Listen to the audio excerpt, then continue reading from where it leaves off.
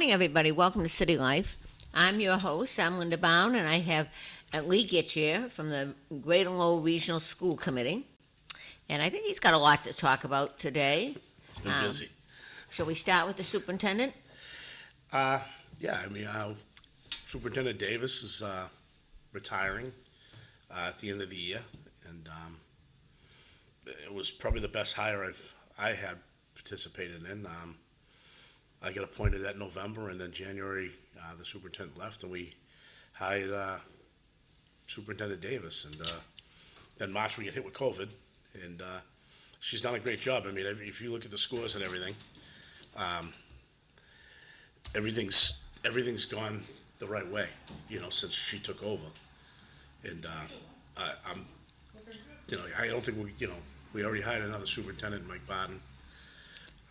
Coffee today, Mike. I didn't make any. So. And he came Mike, up to the ranks. You got to make the coffee, Mike. Slide this way. I'll try not to spill it on it, mine or on anybody. So yeah, he's come up the ranks. He was a history teacher, and then when I first got appointed, he was the head of direct curriculum, and then he went right over with Jill into the superintendent's office. So I think it's a solid hire. I think he's going to be great. I think he's just going to continue with what started out there, and I think with this lottery system, I think he knows exactly what he's getting into. I think he understands how this is going to work, and Yeah. Well, first I want to introduce Mike Dillon, came in. Good morning. Good morning. Good How's to it going? see you. It's been a long time. Yeah, let's talk about the lottery. I know you've been talking about it for 2 years. Listen, my phone hasn't stopped. It's just a horrible situation. So 4 years ago, and I'm glad Mike's on today because, I'm so happy he's on today because his mother actually did a report about 10 years ago. Oh. She's been on it forever. Yeah. And look at the first phone call I made when they were talking about the lottery was to his mother. Obviously, I grew up with the family. I've known the family basically 40 years. Almost 50 years, probably 40, 50 years. You're old, man. Yeah, I am. And it was the first call I made, and they had a committee, they did a study. It was Manny Manopoulos, Shirley Hebert, oh, wow. Mrs. Dillon. So you had some great educators that in the vocational background that knew that I was a lottery person for Greater Lowell. Matt Sheen, I believe, was a lottery person in the 90s, and I could be mistaken with Matt. I'm pretty sure he was. It was 30 years ago. It didn't work then. It didn't. It doesn't work. I caught up with my mother on the whole thing, and it was. You see, you grew up with it, so you know. Yeah, and so it was when they. Previously, there was a lottery, but back then there wasn't the wait list that there is now, and what they were seeing. So this is the last time, when they went to the policy that they had up until last year, right? So they went. They were having a little over 600 kids accepted from Lowell, and they were realizing that over 100 of them were not passing their first year at the VOC. And so the year that they were changing the policy, they found 110 kids out of the 600 plus didn't pass their first year at the VOC. And they're trying to look at it, and they're like, this is a problem. Because like Lee talks about all the time, once one of those 600 plus seats is taken, that's a seat that you're never going to get back for that grade level of kids. So you're losing 2 seats. People don't understand that. So, and what I mean by that is, and I'm sorry to cut you off. Yeah, no, go ahead. So 600 totality, right? It's 600 in totality because I think it was 428. There's 428, I think, this time they accepted from Lowell, and it's all based on middle school, what we have in middle school and what the percentage of the incoming towns give. Mm-hmm. So like Dunstable, I think, we can pull it up. It's all online, who got, by student ID. Like Dunstable, I think, had 6 or 8 kids. They all got in. They give, they have so many seats allotted, boom, those seats then trickle over to Tingsboro, Drake, and Lowell. They get divided equally, and if there's one spare, don't ask me how they come down with that. I don't know how. Say there was 11 seats and divided by 3, obviously that's not an even number. I don't know who gets the extra seats. Quite frankly, I don't care as long as we get kids in there that want to do the right thing. But you lose 2 seats, and people don't realize how that works because Those kids do their freshman year, like Mike's saying. Now, those shops are already taken. So if you got a kid, use Mike Dillon, he's 60 on the waiting list and doesn't get in. He wants to be an electrician. Well, that kid that's already there is freshman year. He goes through electrical. He doesn't get in, but someone else gets in that shop. Now there's a wait list to get in that shop. So now they run the list sophomore year and say to Mike Dillon, do you want to come? By the way, all we have is childcare. You're going to fly through that list. Now I lost Mike Dillon. So I'm losing 2 seats. That seat might never get filled. My year, when I was there, we had 3 kids drop out my sophomore year in electronics. They never filled those seats. Wow. And there was no wait list when I was there. There's a wait list now. So what happens is you run the list, and once it goes by you, we don't come back to you. You got to reapply the following year. So say your sophomore year, and Mike Dillon says, no, I don't want to go to childcare. Bye. And it goes right down. It could go to 200. And that person says, I'll take childcare. Well, how it goes in the shop is say Lee Gitschier is an electrical and I drop out. Well, I have a wait list to get an electrical. I'm not going to go to the wait list for a kid that's a sophomore over a kid that was there freshman year. We're going to number 1 in electrical, who's the wait list. He could be, say we take 60 kids in electrical, and he had the 61st best grade. Well, he's getting in, and if he's in, say, automotive, if there's a wait list in automotive, we're going to automotive, who's 61st is going in. Now, if there's no wait list in automotive, we'll run the list and say, Mike Dillon, we have automotive, we have childcare, we have culinary. And that's how it works. And it's I've been pounding on it, and now, I'm laughing last at the council meeting.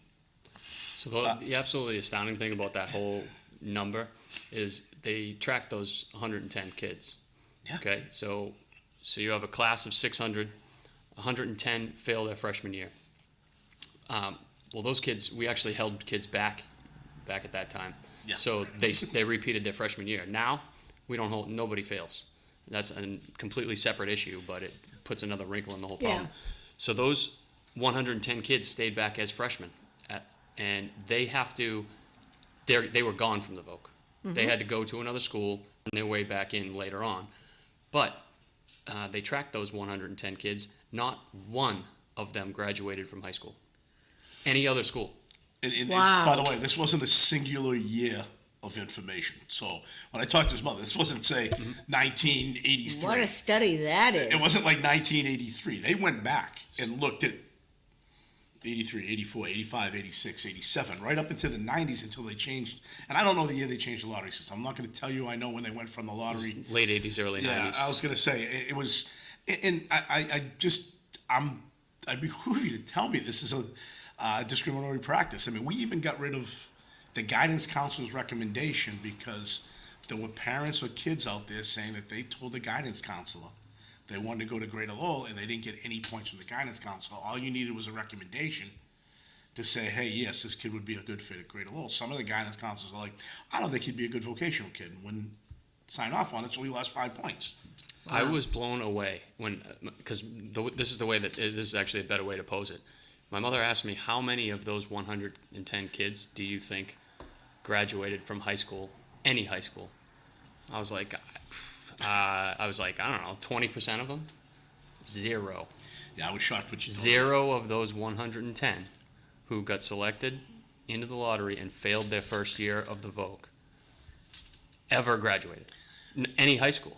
They never went on to graduate from high school whatsoever. So that's what made them go to. They were like, all right, well, this is a group of kids that we're bringing in, and you need to buckle down for your 4 years and get everything done if you want to come out of here with a trade. Yeah. Why are we accepting those kids? Right. If 0 of them graduated from high school. I mean, that is a significant predictive factor. Yeah. And so they came up with this baseline admission policy that was show up to school, don't have it, the requirements are very minimal, but they're telling because they changed the percentage of kids that graduate significantly. Come to school, don't get suspended, and pass your classes. I mean, even the suspension if you can't piece, ask that, even the suspension piece got taken out of our hands with DESI because they changed it. We don't suspend anybody anymore. Right. Well, we had the suspension piece, Mike, where if you get suspended more than 5 days from your 7th and 8th grade year, it would lower the point total of getting in to weight you. You could still possibly get in. Yeah, you could. Yeah, absolutely, still possibly. Just had a get in. lesser chance. It just you get a lesser chance. So Desi's like, no, that's discriminatory. It has to be 20.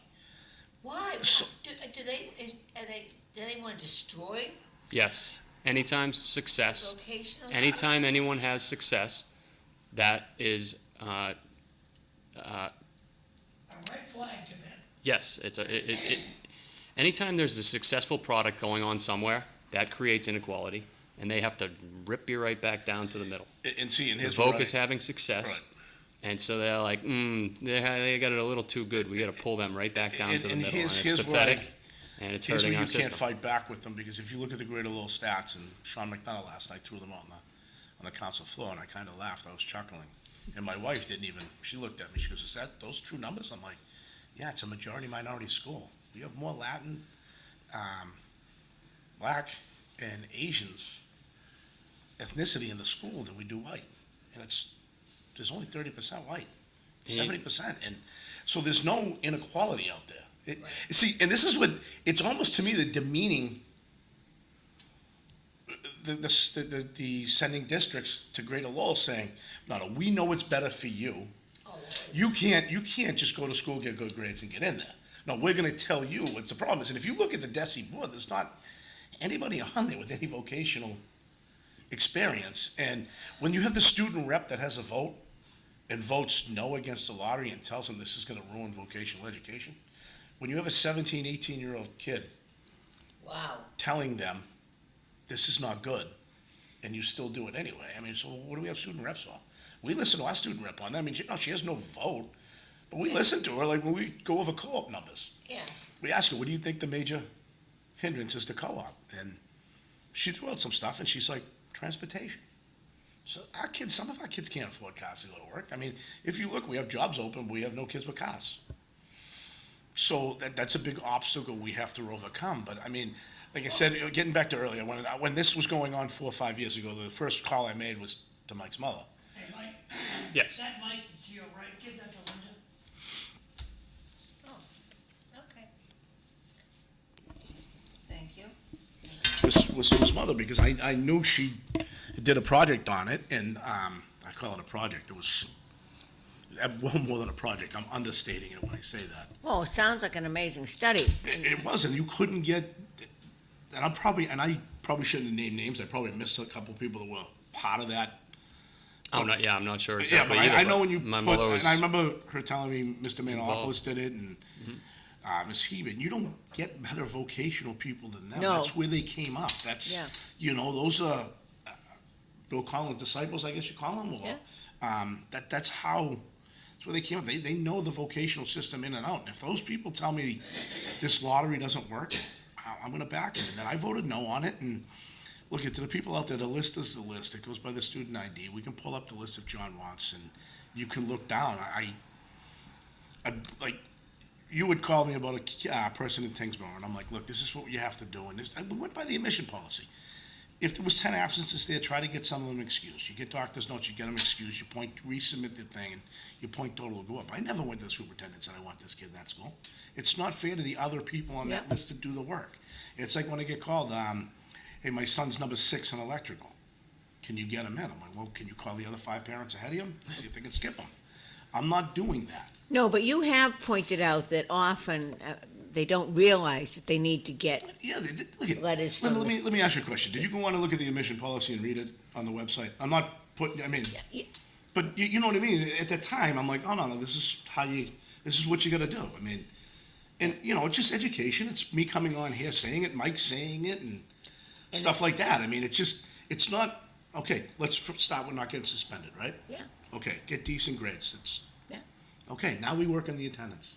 If you're out, bring a doctor's note and get it excused, make sure it's excused. Yeah. If once you're in that threshold, no problem. The first 600 kids get in. And everything else after that, you're on the list. And, like there was 428 kids taken from Lowell.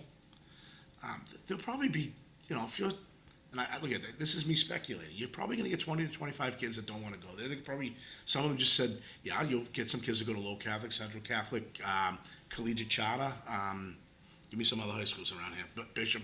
Yeah. Girton, I mean, Lowell High, some of them are going to. Innovation. I mean, look at it. It cracks me up when I hear people from around say there's not enough. We don't out there give enough vocational. We're not handing out. There's not enough vocational seats and stuff like this. And I'm like, well, if you still go to Lowell High, you can take a vocational trade. I mean, they have culinary in there. Figure it out. You have business and marketing, and they're like, we have it great at Lowell. Figure it out. Yeah. We have after dark with Lowell High. You can take HVAC, welding, and automotive out there. You got to want to do this. So there's 6 trades that just throw out there. That's 20% of what we have out there. So,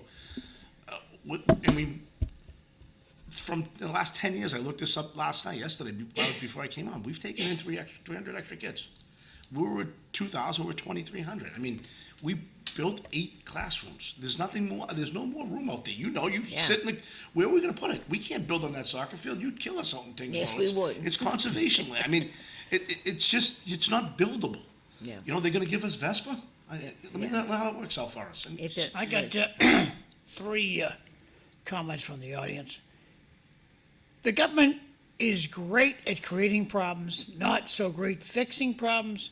If the government just needs a little bit more of your money to do the fixing, and then they need a little more and a little more, and so on and so on. Next text. A little longer than I thought it was going to be. Okay. It's sad when people making decisions and have never had anyone experienced or asked the educators for their opinion on the vocational educators. There's no comparison between adding Chapter 74 programs to a traditional high school and a vocational school. If you want more students to be accepted, vocational school, then you have to put your money into the system to build more space. Greater Lowell Tech, Greater Lowell Tech put in the grant to expand HVAC in the amount of $4 million and received $2.5 million.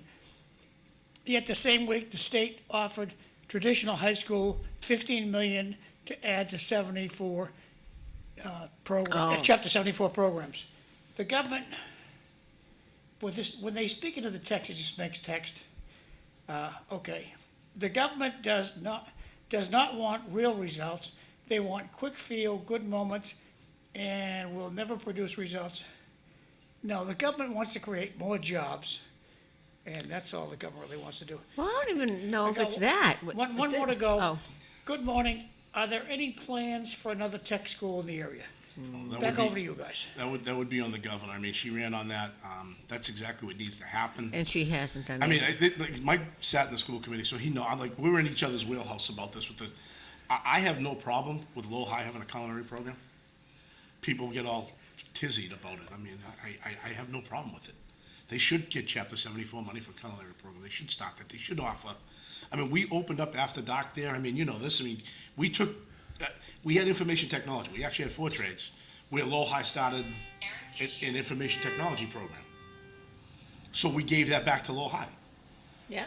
So there's trades, and I agree Yes, with I get that. I agree with the texter. $15 million is nothing. $15 million is nothing to start it, but it's a start. You need to start it in on a program and say, this is what we're going to commit. And then you move from there and grab more money. Hey, Lee, I got your brother on the phone over here. Lucky me. Can you guys, go ahead, Eric. Good morning, Linda. Good morning, Mike. Good morning, Lee. Good morning. When you look at this whole system, you know, the governor comes out and she runs for a seat based off of she was going to expand vocational schools. She hasn't done any of that. And, you know, at the end of the day, there hasn't really been a vocational school built since 1975. Sure, they definitely went and added to or knocked down old ones and put in place another one in its place, like Essex Aggie, but they did not build any rapport for anything else. And when you look at like the funding sources, you go to ask to build and they won't give you the money. We had to use ESSER money. We wanted 16 classrooms. We cut back to 8 because of the cost, the driven by government on their COVID monies.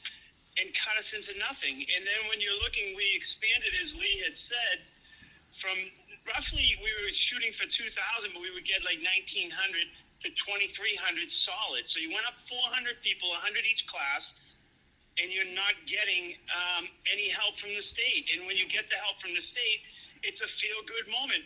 The people who put in that legislation didn't even come to the school or speak to anybody. They just hammered your way because they were listening, and they're from traditional high schools who never have been a vocational. They never sent a kid to a vocational school. I guess if you go to Harvard, you understand what it is to do in a traditional vocational setting. Well, Eric, the next thing I'm waiting on is we're gonna have lottery to get in the trades. The kids are gonna take it. That's gonna be the next. I guarantee that's gonna be the next thing. Like I said to someone else, we should put all the numbers in a bag and pick who our next governor is, because that's what they're doing. Yep. And we should put all the numbers in the bag to see if we can have, the next firefighter, or police chief, and maybe we do that. Maybe we still do that. Maybe that's called politics. You don't really care about the function. You just put people in place that are never going to succeed. Oh, That's the biggest problem, Eric. They put policies forward supposedly for these populations that are disadvantaged, and now they're not allowing the kid who grew up in the projects to work hard to get themselves into a better situation. They're just throwing that away. That's a sad part of it. You understand it better than anybody. You've watched the vocational school as a kid because your mom and your uncle and your family has been a major part in what we all have gotten out of that school. And when I think about the place and you think about the opportunities that we had, and people want to talk about minority settings and this and that, go after the people who do it wrong. It's like managing down. When someone does something wrong, you don't call the whole class in and you belittle all of them. You go after the people who do the wrong. But in government, that's what they do. They call in and say, okay, now everybody has to be on time. Well, wait a minute. Why don't you address the person who wasn't on time and be a real leader? And that's not what we do in government. We punch down and we go after people and say, this is the way it goes. And some of the sad points are you're affecting the people who earned, their positions and who are going to really do great things. And I'm not saying the people who are going in there are not. What I'm saying is, if you want your middle schools to thrive, which I think they took the biggest hit, not the vocational school. I hate to tell everybody, because there are many families who didn't go on vacation and kept their kids in school because of the attendance policy stuff. There were many kids who had to behave because they wanted to achieve something. Now you took those goals away from people, and I say good luck to the middle schools. Yeah, it's a double-edged sword. It is a double-edged sword, because now you're sending the message that, hey, it doesn't matter if I'm not suspended 20 times or I can be absent under 25 times. I'm still in that lottery. We just watched people get accepted, Lee, who did exactly what you're saying. I know. Oh, trust me, I know. What message does that send to somebody? Hey, if you want to take a month's vacation, don't worry about it. You want to come in and not want to learn, then that's up to you and your family, and I get it, but, we all sacrificed our vacations for our work life. We have all sacrificed other things because we had to get something done. I'm on my way to Worcester for a conference. I got to be at a school committee meeting at 5:30. So, we all sacrifice something for the betterment, but I guess we're teaching kids that you don't have to anymore. And, we're going to try to make everything equal in life. Well, I hate to tell everybody, everything is not equal. If you grow up in Lowell, you're not equal to the people who are growing up in Lexington. You have to work harder to get to there. And that's just the simple facts in life. And if people want this, I think all of our college-sponsored public education should be a lottery and not by merit. Well, it just, like I said, instead of fixing the problem, I mean, and I'm not going to name high school, vocational schools out there, because, I mean, you know them, I know them because I've looked them up. Are they discriminatory practices? I think an interview process to get into a vocational school is discriminatory, because let's be honest, we got kids, and Mike hit a great point. We're just pushing kids along, right? Use Lowell. We don't teach interview processing, an interview skill in 8th grade, 6th, 7th, 8th grade. You can't. We got to get the kids, and that's the thing. You get a kid, and I don't want to pick any neighborhood in the city. comes walking in with a T-shirt and a pair of pants with holes in them and does the interview, and all of a sudden the interviewing board's like, what are we doing with this guy? And that kid goes to school every day. He gets his solid 80s and 90s, and now because it's weighted on a interview, it comes into play. And instead of fixing those policies, Desi just said, here's the lottery, one size fits all, smash. That's the way it's going to be. And not one vocational school voted no against it. Every one of us took a bite of the crap sandwich. Yeah. Hey, before Eric skedaddles, Waltham and Lexington and Wayland, I forget the second town, they laid off a bunch of teachers. Are we going to lay off teachers in Lowell? Do you think, Eric? And then I'll go over to your brother. Yes. Yes. How many teachers do you think are going to? You got a number? The problem with this, we talked about this multiple times on your show, that when you get one-time monies, the ESSER money from the government during COVID, It's and next the to ARPA it. money during COVID, you should not create continual cost, and that's what they did. So, yes, if you create jobs that you don't have the funding source, in the end, you have to either cut or overtax, and there's no funding source to do that. So how many would you got to guess how many are going to get laid off?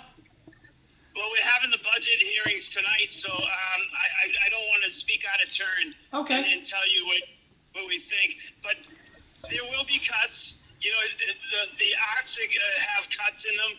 We have Oh, of English course. teachers losing their jobs. There are some paras that are going. You know, there are things that are going to happen. How about And, administration? Administration, are you going to? Of course there are, yeah. I mean, that's been the deepest cut over the last 2 years was to the administration down Should there, be. central office. I think Skinner's doing a good job at trying to manage through, but, you know, again, when you inherit people who come into Lowell and they decide, you know, they're not going to stay in Lowell and they get one-time monies and feel-good monies, they're padding their resumes to go somewhere else, and that's what happened. You can see it in these budgets. And it's a sad state when you did that. Don't let the complainers influence your decision-making, Mr. Mayor, because the complainers are going to be out. We hired way too many staff during and after COVID, and what did we expect? They're going to keep crying as if, oh my goodness, people are losing their jobs. We knew that these jobs were not going to be permanent, but they are going to make you feel as though that was the precedent that was set, and it's not. So when there are 8 whiners and complainers coming up to the microphone during budget time, take that with a grain of salt. That's my advice for you, Mr. Mayor. Thank you. Mike, from day one, on the city council side, I rallied against spending APRA funds on things that were continual cost. And I have pushed back and said, this is not right. You should not be hiring it. And if you're going to hire someone, I hope in their hiring letter, you tell them when these APRA funds dry up, your job is no longer. And that's basically what the city side has done. The school side was different because, you know, as you know, you get into unions and, you know, everybody's nice and everybody has a good personality. But at the end of the day, there's a function there. And I think that's what the challenges are. And they spent a lot of money in areas that they could have spent otherwise. At the end, it was such poor planning. They had so many millions of dollars, they were throwing it at schools saying, here's $200,000, spend it, here's $100,000, spend it, because they planned poorly. And that's how we ended up with St. John Dark, was because he had no way of spending all that money, and they put it to us St. John Dark because you had a certain guideline to spend those funds, and that's how you ended up with that. But, I mean, that's a conversation for another day. But when you look at the way they planned through, you had a very poor CFO over there who was showing up when they wanted, when they weren't, and it was just a bad environment. Yep. Well, I remember someone saying this 4 or 5 years ago, and he's sitting to my right, and I remember him getting voted out for saying we're spending this money, we're not spending it right. I remember it like it was yesterday. So Mike, I mean, I hate to say it because you sit next to me, but you were right 4 years ago when you were saying, "Hey, we can't told be you so. yeah, we can't be adding on one-time money."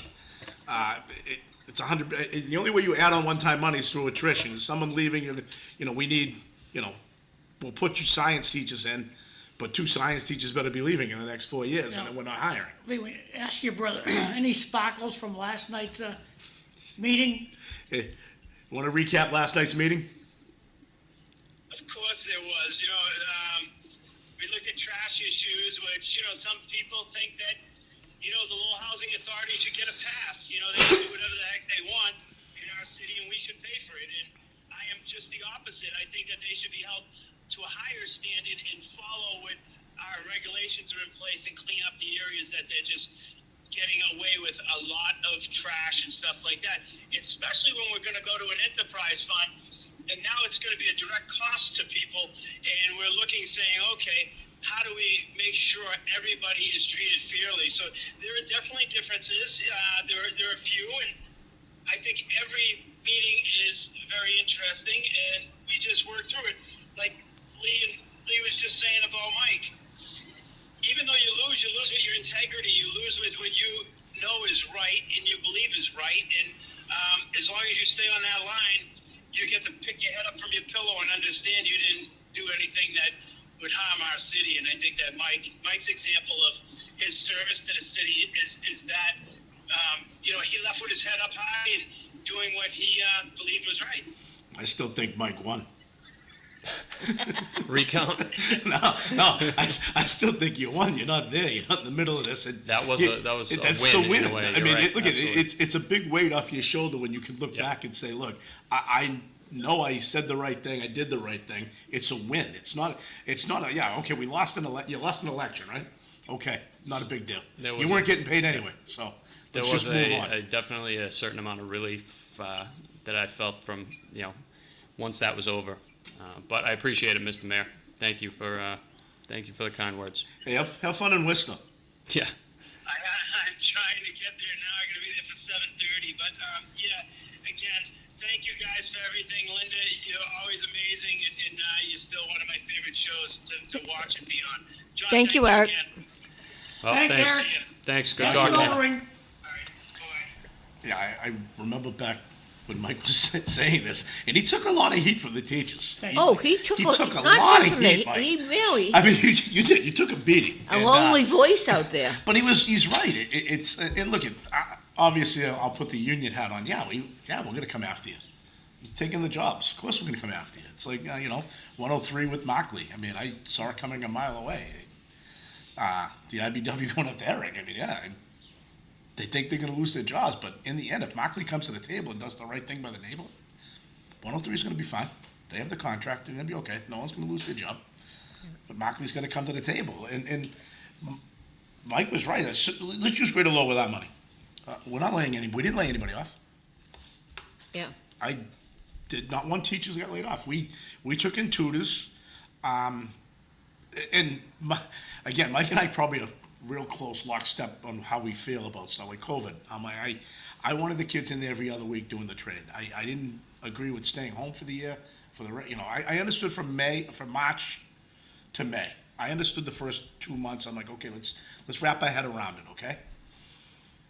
But that September, we should have been back in school every other week, the trades. Well, we weren't. We did 2 and then 3 again. Yes, John. I got 3 checks over here, and Well, people listening. yeah.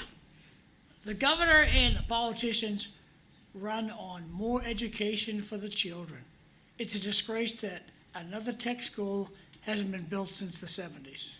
Yeah. Next text, respectfully, Mr. Mayor, your words when we were asked, why are they buying the Gene Dock School? You said it would save money in the future. And the last text is, would taxpayers save more money on trash fees if more people recycled the food they don't eat instead of throwing it in the garbage? I think, there's one more text. No, that's not gonna be talked about. Okay, back to you guys. You would know about the John Dock part of it. I don't. The Gene Dock thing is, we had a bunch of money, okay, the feds gave us a bunch of money, blow it. Some towns, and I guess Lowell included, hired people with that money, knowing you're never gonna get more. The wise thing to do was to go buy windows, go buy some fire trucks, go buy some buildings, because you're not gonna get that money next year. See, on the school side of Greater Lowell, And I think that's why we bought Gene Dock. We had the well, no, and I don't know if that was the city buying it or the schools buying it. The mayor wants to answer. I don't know. He's Morning, back. Mr. Mayor, do you Yeah. want to speak to He's that not issue? even let that out. Yes, I will finish on the Gene Dock thing, yes. Go right ahead. Go ahead.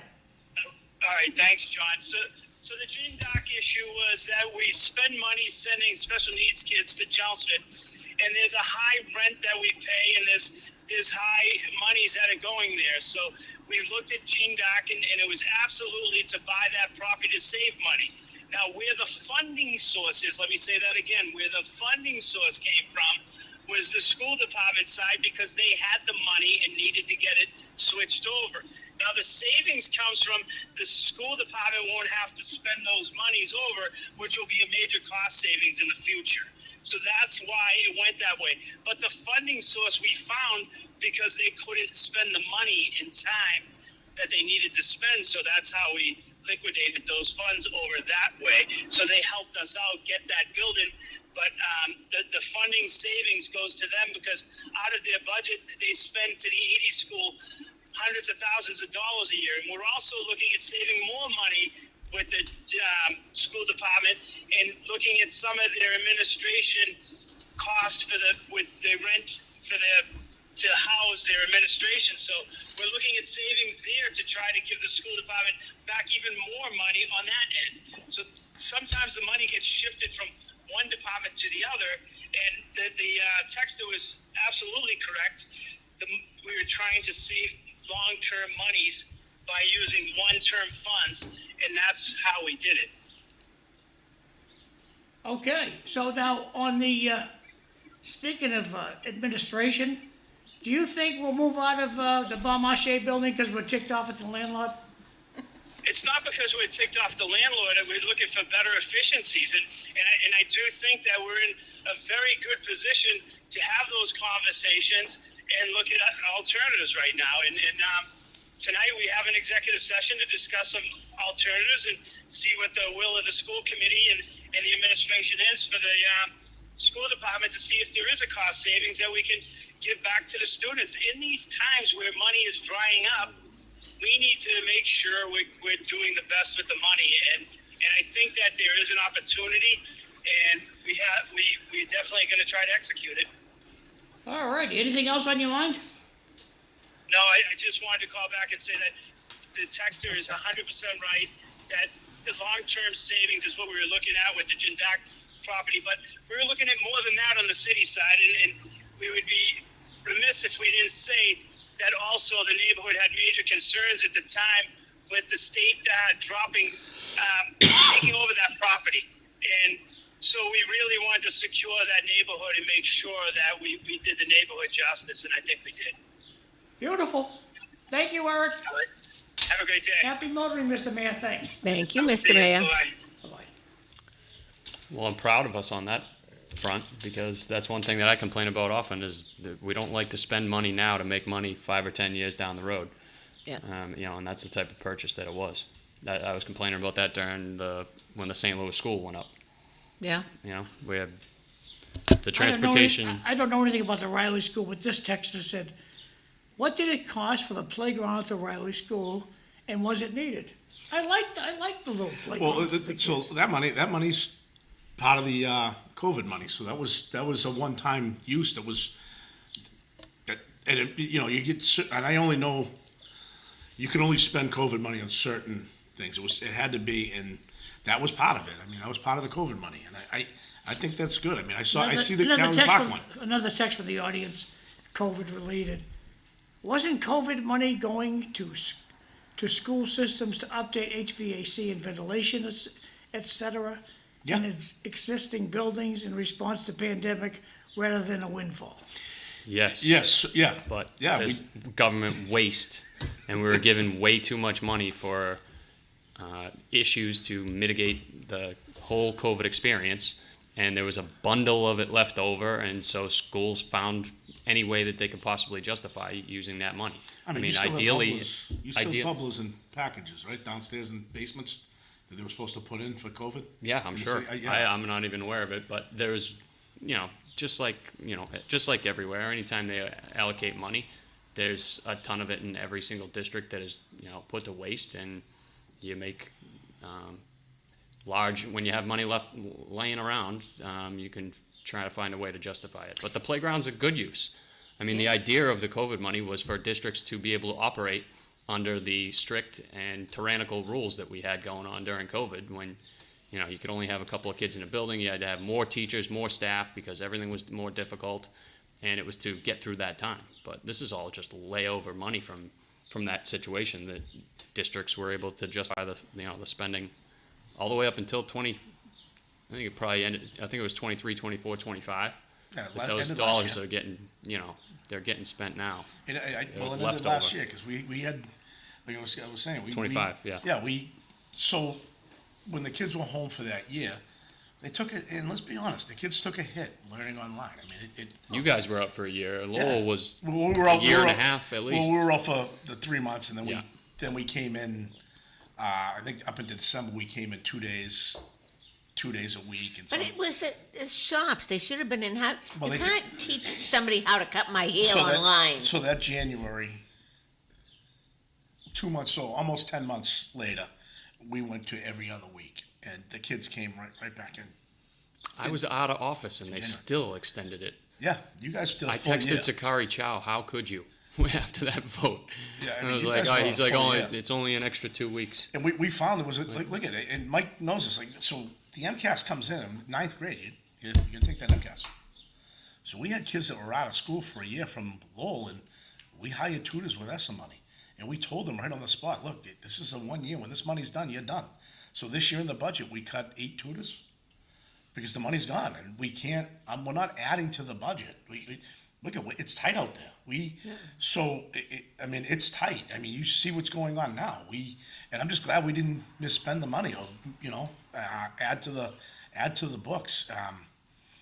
It's just we did the right thing, and whether we got lucky or however you want to put it, I think the superintendent guided us properly with the business manager. I think her team's outstanding. I'm going to miss her. Luckily, we have her to the end of the year. I think we were guided properly, and that's everything she did worked out well for us. Like Eric made a point. We wanted a 16 classroom building. We went to the governor.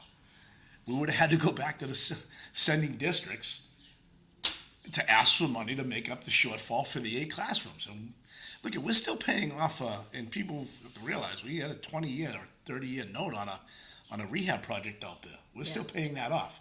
Now, we never go back to the towns and cities, and you know this. We don't ask for a dime. Yeah. We could increase our, the appropriation from you guys in 30 seconds and say, hey, we need this money. We don't do that. We live within our means. That's what it's supposed to. That's what we're supposed to do. So we didn't do that. Instead, we bit the bullet. We did 8 classrooms. We expanded electrical. I text in about HVAC.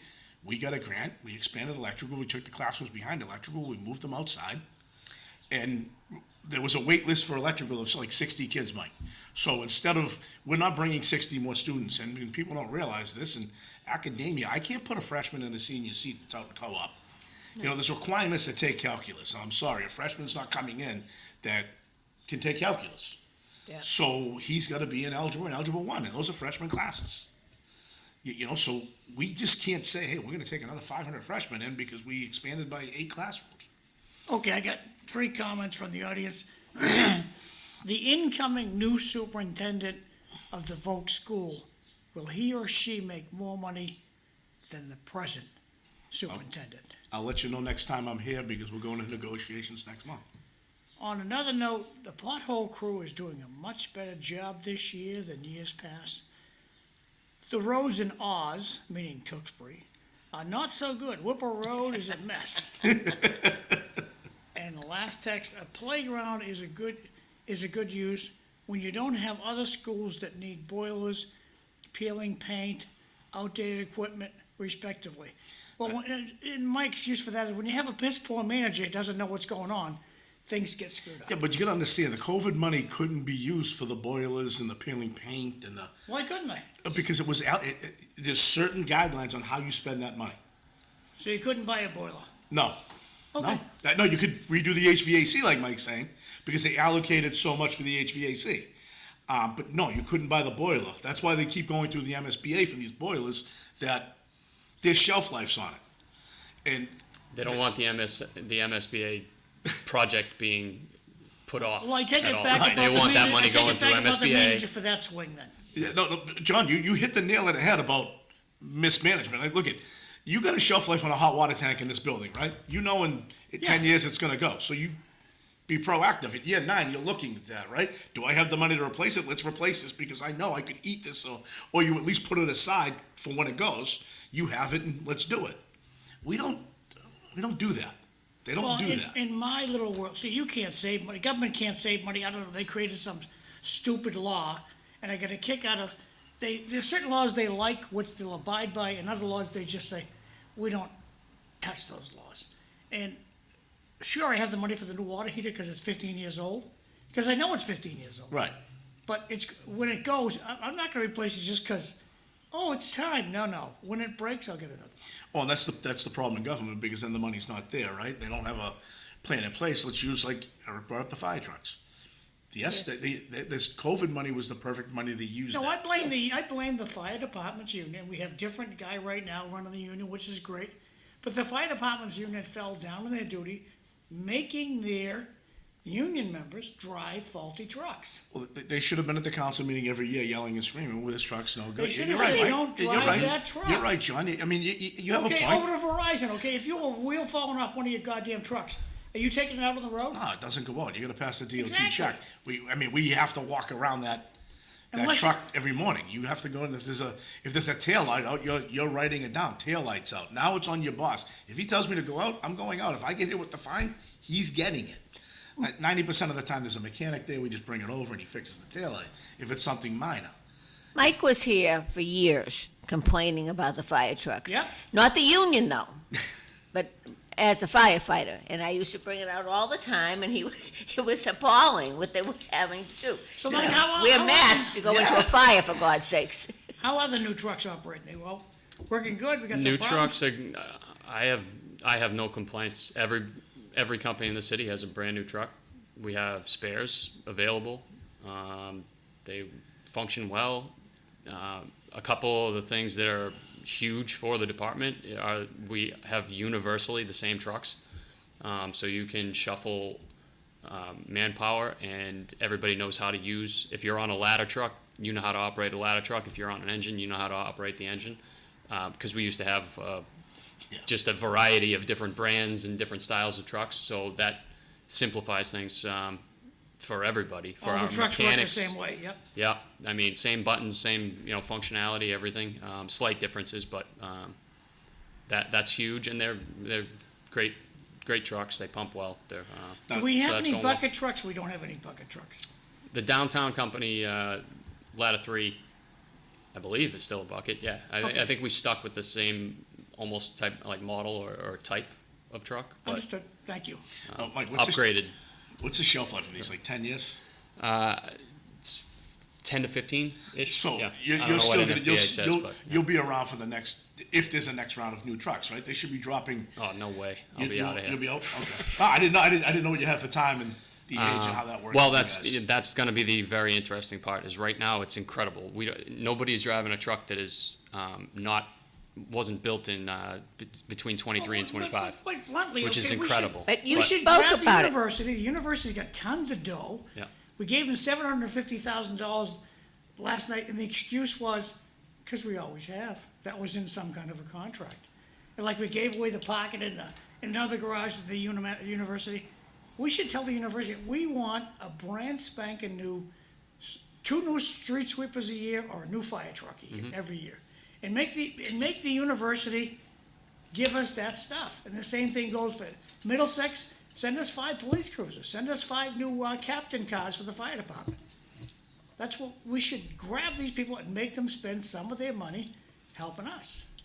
That's going to be really important over the next 10 years because What's the capital plan? it's amazing right now that every truck in the city is less than 2 years old, but that's going to come to a crashing halt at some point when half the fleet is down or when we need new trucks. And so something like that, John, is what needs to happen over the next 10 years to make sure that we are into the future. But because staying the administration in the city is convinced the job market at UMass is for us, current. Yeah, when that's the third rail, don't bother those people because we want a job over there. And it's terrible. yeah, no, I mean, you're right. No, you're absolutely right. But an idea like that is something that could continually supplement the job and make sure that we don't get into that situation where all of our trucks are 20 years old and we're, But my guess, Can't the operate. golden man's gonna be the assistant school superintendent over at the UMass Lowell soon. It goes back to. great. Maybe we'll make a deal with them. Oh, he's it well goes back educated. He's trained for it. John, it goes back to what you said about the boilers and stuff like that, right? You need a capital plan. If the boiler's 15 years old, at 10 years it's 15 years old. Yeah. It needs to be changed. So you put in, say, year 2, we're changing the boiler at John McDonough's, or the STEM school across the street. Yeah. We know it's it. So if you know Lawrence Street needs that truck's coming up in 3 years, it takes a year to build the truck, right? Oh, yeah.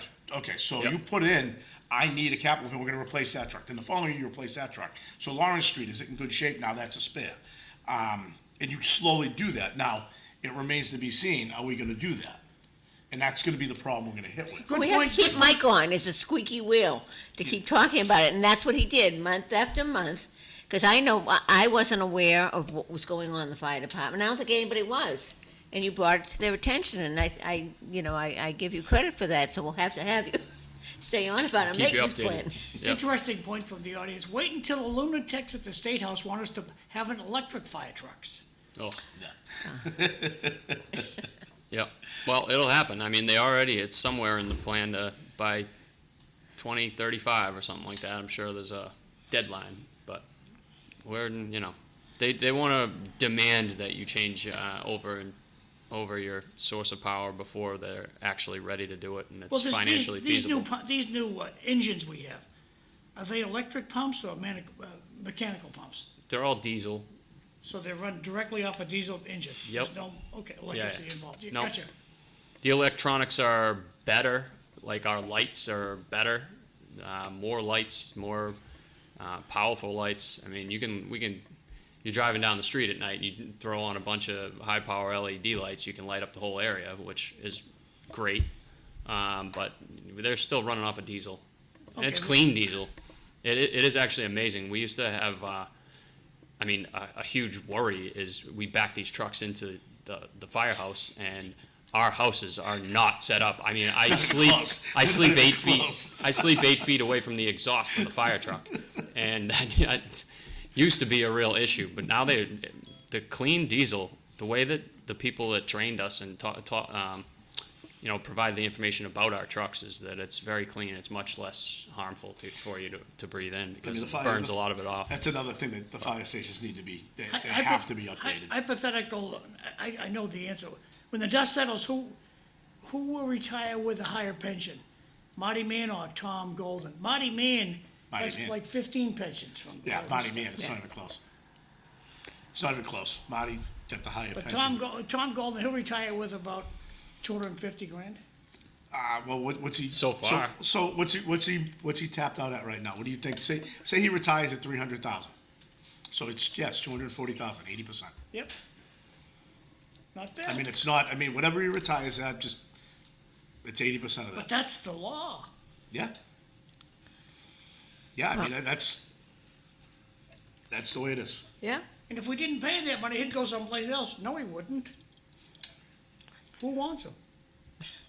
Is Chelmsford begging for him to come out there now? Paul Cohen went to Exeter, New Hampshire. I He's saw gonna be the that. town manager in Exeter, New Hampshire. Oh, He's how a nice. smart guy. I keep telling my brother Eric to apply for the town manager in Chelmsford. That'll get a phone call. Oh, my, yes. April He's going to Fools. be back on the line. Yeah, April Fools. Make that. I'd get shot at Greater Lowell for losing them out there for the building. I don't know how, Mike, you get, I was in Lowell right after that snowstorm. I don't know how you get down any of those streets. I really, Yeah, it's brutal. I- This year was particularly rough. I mean, there was single lane, if Were you on the Otis if fire? that. The Otis Street fire where you couldn't get down there, right? You had Yeah. to run from Moore Street. Were you on that fire? You We were couldn't able to get get down down it? there for that Okay. one. You did? Yeah, yeah, yep. Yeah, we I were thought there. you had to run everything from Moore Street down. You couldn't get down. No, Willis. we just it was tight, so we weren't able to get all the apparatus. We had Moore Street was an absolute nightmare for that Yeah. whole afternoon. We had like 5 trucks parked on Moore, but we were able to get a couple down. We just didn't have the space that we would I have liked. just don't understand, yeah, it just, and I literally thought of you in the truck, because I don't know how, I barely got Ah, down. Back Central Street, it's it's tough. hard. I mean, look Yep. at Back Central Street's hard for a Verizon truck. Never mind what he has. And I mean, you get like I want to. You do an install like a FiOS install on Back Central Street on Katy or something like that, Hudson, and the bucket truck. It's a tight fit. No one's getting by you. Kinsman Street. No one's getting by you. You got to run that drop. You get the bucket there, and Well, Mike, do you drive? Occasionally. Okay. not- Does the guy in the passenger door help guide you sometimes? When Oh, you're yeah. going on a tight street? Yeah, I mean, if it comes down to it, you can have both guys getting out and then being eyes for you outside the truck. But we do have mirrors everywhere. And we have backup camera, side cameras and stuff on the new trucks, Because which when is I went nice, over but to can't depend on Immaculate it. Conception Touch a Truck Day, Mm-hmm. I got in a fire truck, and I couldn't believe how terrible the visibility is for the driver. Yeah. Oh, yeah. You I mean, have to like- get used to your mirrors. How the heck can you see anybody? In a car, you can get away with just doing a 360, looking around from where you're at. But in a fire truck, there are so many. What awakening that was. So next Blind time you spots, see you yeah. touch a truck tray, jump in the firefighter's driver's seat and see what Yeah. you can see. Close the door and say, I would not want to drive this truck. You have to trust your mirrors. Absolutely. Actually, the biggest thing for me driving the new truck, the truck that we had previously had to be retrofitted with a shorter bumper to fit into our firehouse. Yep. So it was a short bumper. Like I could make turns in our old truck that I couldn't believe I was making. Like it looked like we were on top of a car when I was trying to make a turn, but with the short bumper, you could make it. And now the bumper's, probably 2 feet further extended, and so getting used to just the turn the radius. turns you can make and the turns you can't is a challenge. But we're already there now. We're used to the equipment we got. So I used to drive a school bus, and mirrors are everything. yeah, You couldn't have to depend on because you can't them. see in the Yeah. back window because it's all fogged up. Yep. It makes you a better driver in your car. It does. You know? It does. It's all about the Yeah. mirrors. Although some of the cars don't have the good mirrors that you have in the Yeah. larger vehicles. Lee, this viewer, that's an excellent idea, Eric Gitschier as Chelmsford Town Manager. Jesus. She seconds that. Heard it here first. I just like throwing grenades at him. You do. We'll clip that. It's always It is. entertaining. Hold on. It is April Fool's. I got 2 more. He's very strong and talented and knowledgeable person. Chelmsford would be lucky to have him. Oh, listen, don't blow his head up any bigger than it is. Let's be clear, the schools in this state hold a gun to the citizens installing fear and panic, and the administration goes right along with the narrative. Back to you So guys. we can beat up this lottery thing all the time. Oh, I definitely would. I mean, look at it. Obviously, it's closing at 7:00, so we can do it in the Lowell thing. Yeah. It was. They're right. There was a gun to your head, and I mean, I'm not saying there wasn't. There was a gun. Mike's dealt with Desi. I mean, there's veiled threats. With withholding of funding. We were going through a couple things out there that we wanted to get done, and we can talk about it at the turn of the hour. But There it is. I I think can't that- believe an hour's gone by with you. To your credit, though, you guys were on top of it. Yeah, You voted for, there was 2 of us that voted no, and it doesn't. Let's think about it. The 2 of us that voted no actually sat in the vocational seats and went to school there. We'll And be we right just knew back. it. Thanks. Oh, it's right.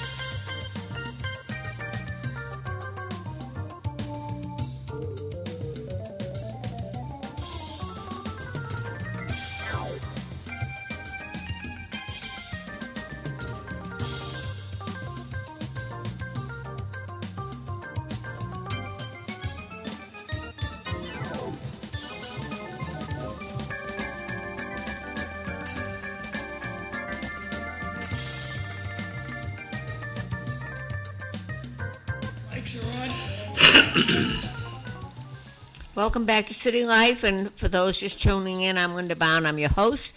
I have Lee Gitschier from the Greater Lowell Regional School Committee and former school committee member Mike Dillon, who called a lot of things, I think, especially with what's happening with this lottery. And let's talk about the lottery. It's a horrific change. It isn't going to benefit anybody. No. Can you have any pushback? None. Why does Desi have so much power? Because they just report directly to the governor. They don't care what the citizens think. They don't care what the families think. They don't have to care. Money. It's money. It's the threat of holding back funds. It's not lost on me that the two people that were pushing it aren't there anymore. It's just they did what they wanted and out the door they went. They don't care. Like Mike's dealt with Desi on the Lowell side and the Greater Lowell side. We dealt with them. I mean, we had a new trade coming in Vet Tech, and two of us voted no for the lottery. And I'm not blaming the guys I sit with. It was coming down either way. Yeah. So I voted no because the people that did the right thing were going to school, getting good grades. They should be rewarded.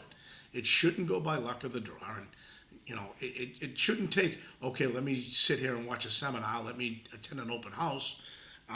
Let me write an essay. Yeah, those are great things. You know what? Those are great things. And you got weighted on that. So, Lee, in the first hour, you said it's on the school's website what the necessities are to get into the school. I don't think it's there now because the admission policy changed. What's on the school website now is the wait list and who got in. Prior, the admission policy, because you and I, we've pulled it up a million times on what was there and what we had to do. Every time you were on the show, we would pull it up, and I'm like, look, this is going to change. If you think this is inequitable, I don't know what to tell you. I mean, all we ask you to do is go to school, get good grades, don't be a discipline problem. We even removed the piece that we thought could possibly be discriminatory. It was the school counselor's recommendation, because we get some feedback that kids had said to the counselor. Now, whether this is true or not, I don't know. But we just took it out of hands. Some kids said, I want to go to Greater Lowell, and the counselor's like, well, I don't think you'd be a good fit at Greater Lowell. Wouldn't recommend them, so they wouldn't get the 5 points. Yeah. Well, if the governor has to say over this other entity, I find the governor to be pretty reasonable when you talk to her, and she'll explain what's what, and she'll even change her mind. What conversations do you have directly with the governor instead of throwing spitballs from here? They got a ton of letters. They got a ton of calls, a ton of letters, and she didn't buckle on it. She didn't change. She feels as though it's inequitable, and that's the bottom line. That's it. It's over. And I disagree with her in this area. Instead of fixing the discriminatory problems with other schools, they did the one-size-fit-all. If you look at the Greater Lowell numbers, it's not discriminatory. We have a majority-minority school. There's only 30% white in the school, 70% minority. That's a hardcore number. It doesn't, and I'm not making this up. You can go on the DESI website and look at it. It's 30%. That's it. And to me, it's a complete farce. The fact that we're letting those numbers hold us back from doing what's best for every child is pathetic anyway. Mike, you hit the nail on the head last time. Michael, on neighborhood schools, you've been talking about it, that there's no discriminatory issues. The fact that discriminatory word is even something that we have to pull back on and say, maybe this policy, it frustrates me beyond belief. Mike, we're still talking that way. We don't fix it. They don't want to fix it. If it's discriminatory, tell me how, why, and then we'll fix it. Like, okay, so in our feedback, some student, allegedly, and I don't know this to be true, student counselors didn't recommend the kid to go to Greater Lowell, so they lost the 5 points. Okay, what do we do as a school committee? Or as the admission? Let's remove it. That's how you fix it. That's still listening to the complainers. That was not a far-reaching problem. No, but it was an easy fix, right, Mike? It was a one-off that, fine. But it's an easy fix, and it doesn't really change anything because it was a 10% weight. Yep. So it really didn't change it. So we just added the 10%. It went 5 and 5. So if you go to school and you get good grades, so it went from, say, 40% to 45 and whatever, and then the discipline piece. Which, I mean, DESI made us change the discipline piece. I mean, they did a walkthrough just before COVID or during COVID, And Desi basically turned around and said Greater Lowell is heavy-handed discipline. It's pathetic. 2 years later, So pathetic. Mike, I can't even make this up. 2 years later, we deleted the in-house suspension teacher. In-house suspension. We don't do that is anymore. So if you heavy-handed. back in the day, if you got into a fight or did something vape or told the teacher to pound sand, nice words, Very nice. I'm very impressed. you would get a one-day. Say you'd get a one-day in-house. So say it was Wednesday afternoon, you told Mike Dillon to pound sand. You'd go in there Wednesday and Thursday. You weren't allowed to leave. They brought you lunch. You go to the bathroom. You rest. Go to the bathroom. You stayed there. Did your work. I don't see the problem with that. This ties right into my experience that I've talked to Linda about on here at the elementary level, that removing a child from their classroom environment for over 30 minutes is considered in-house suspension on the elementary level. So my kids' kindergarten, second grade classes, they have one lunatic in their class, and if that kid is pulling a nutty and throwing glue bottles, they will remove the rest of the class in order to let him have his little nutty, because they can't put hands on him to remove him, number one, because there's only about 3 people who are qualified have restraint training qualifications. So they remove the rest of the class, let him pull a nutty, then bring the kids back in to have the rest of their day, because they can't take him out and remove him from that situation for more than a half an hour, or it's considered in-house, which is heavy-handed discipline. Right. Yeah, trust me, no, I know. I read the walkthrough. Trust me, no, I know. We had we had a great walkthrough except for heavy-handed discipline, and I'm like, Well, So explain it to pathetic. the audience, Lee. I know you understand, but the audience doesn't understand. what a walkthrough is? Correct. So they'll randomly. So Who's people, the they? Desi. Desi will appoint people who volunteer to do walkthroughs through schools and give you tips on how to be a better school. And they chose Greater Lowell, and it's online. You can look it up, the walkthrough. And, so they'll go through the school and give, they'll sit down, and it's a process. They'll sit down for a couple of weeks and go through your policies and all that stuff and make recommendations. And one of the recommendations at the end was we were heavy-handed and disciplined. And it just didn't make sense to me. It still doesn't make sense to me. So if a kid gets in an argument in class now, or tells the teacher to pound sand, they go down to discipline. Discipline says, okay, you get a couple days detention. And they possibly could be sending it back in class. He told the teacher to pound sand, depending on how quick the turnaround is. And I just shook my head. I'm like, so wait a minute here. I could tell at the beginning of the period, Mike Dillon to pound sand. He sends me down to the office, and it's a 45-minute class, and the turnaround time's 30. I'm back in his class. What's that do to Mike Dillon, the teacher? So you're looking, you're like, hold on, I just sent you down there. Yep. And I'm not And the saying rest of the class. I'm saying it potentially The could happen. methods. Right. The rest of the class is like, okay, so I can tell him, and I'm back here, and I get 3 days suspension. Where before that didn't happen.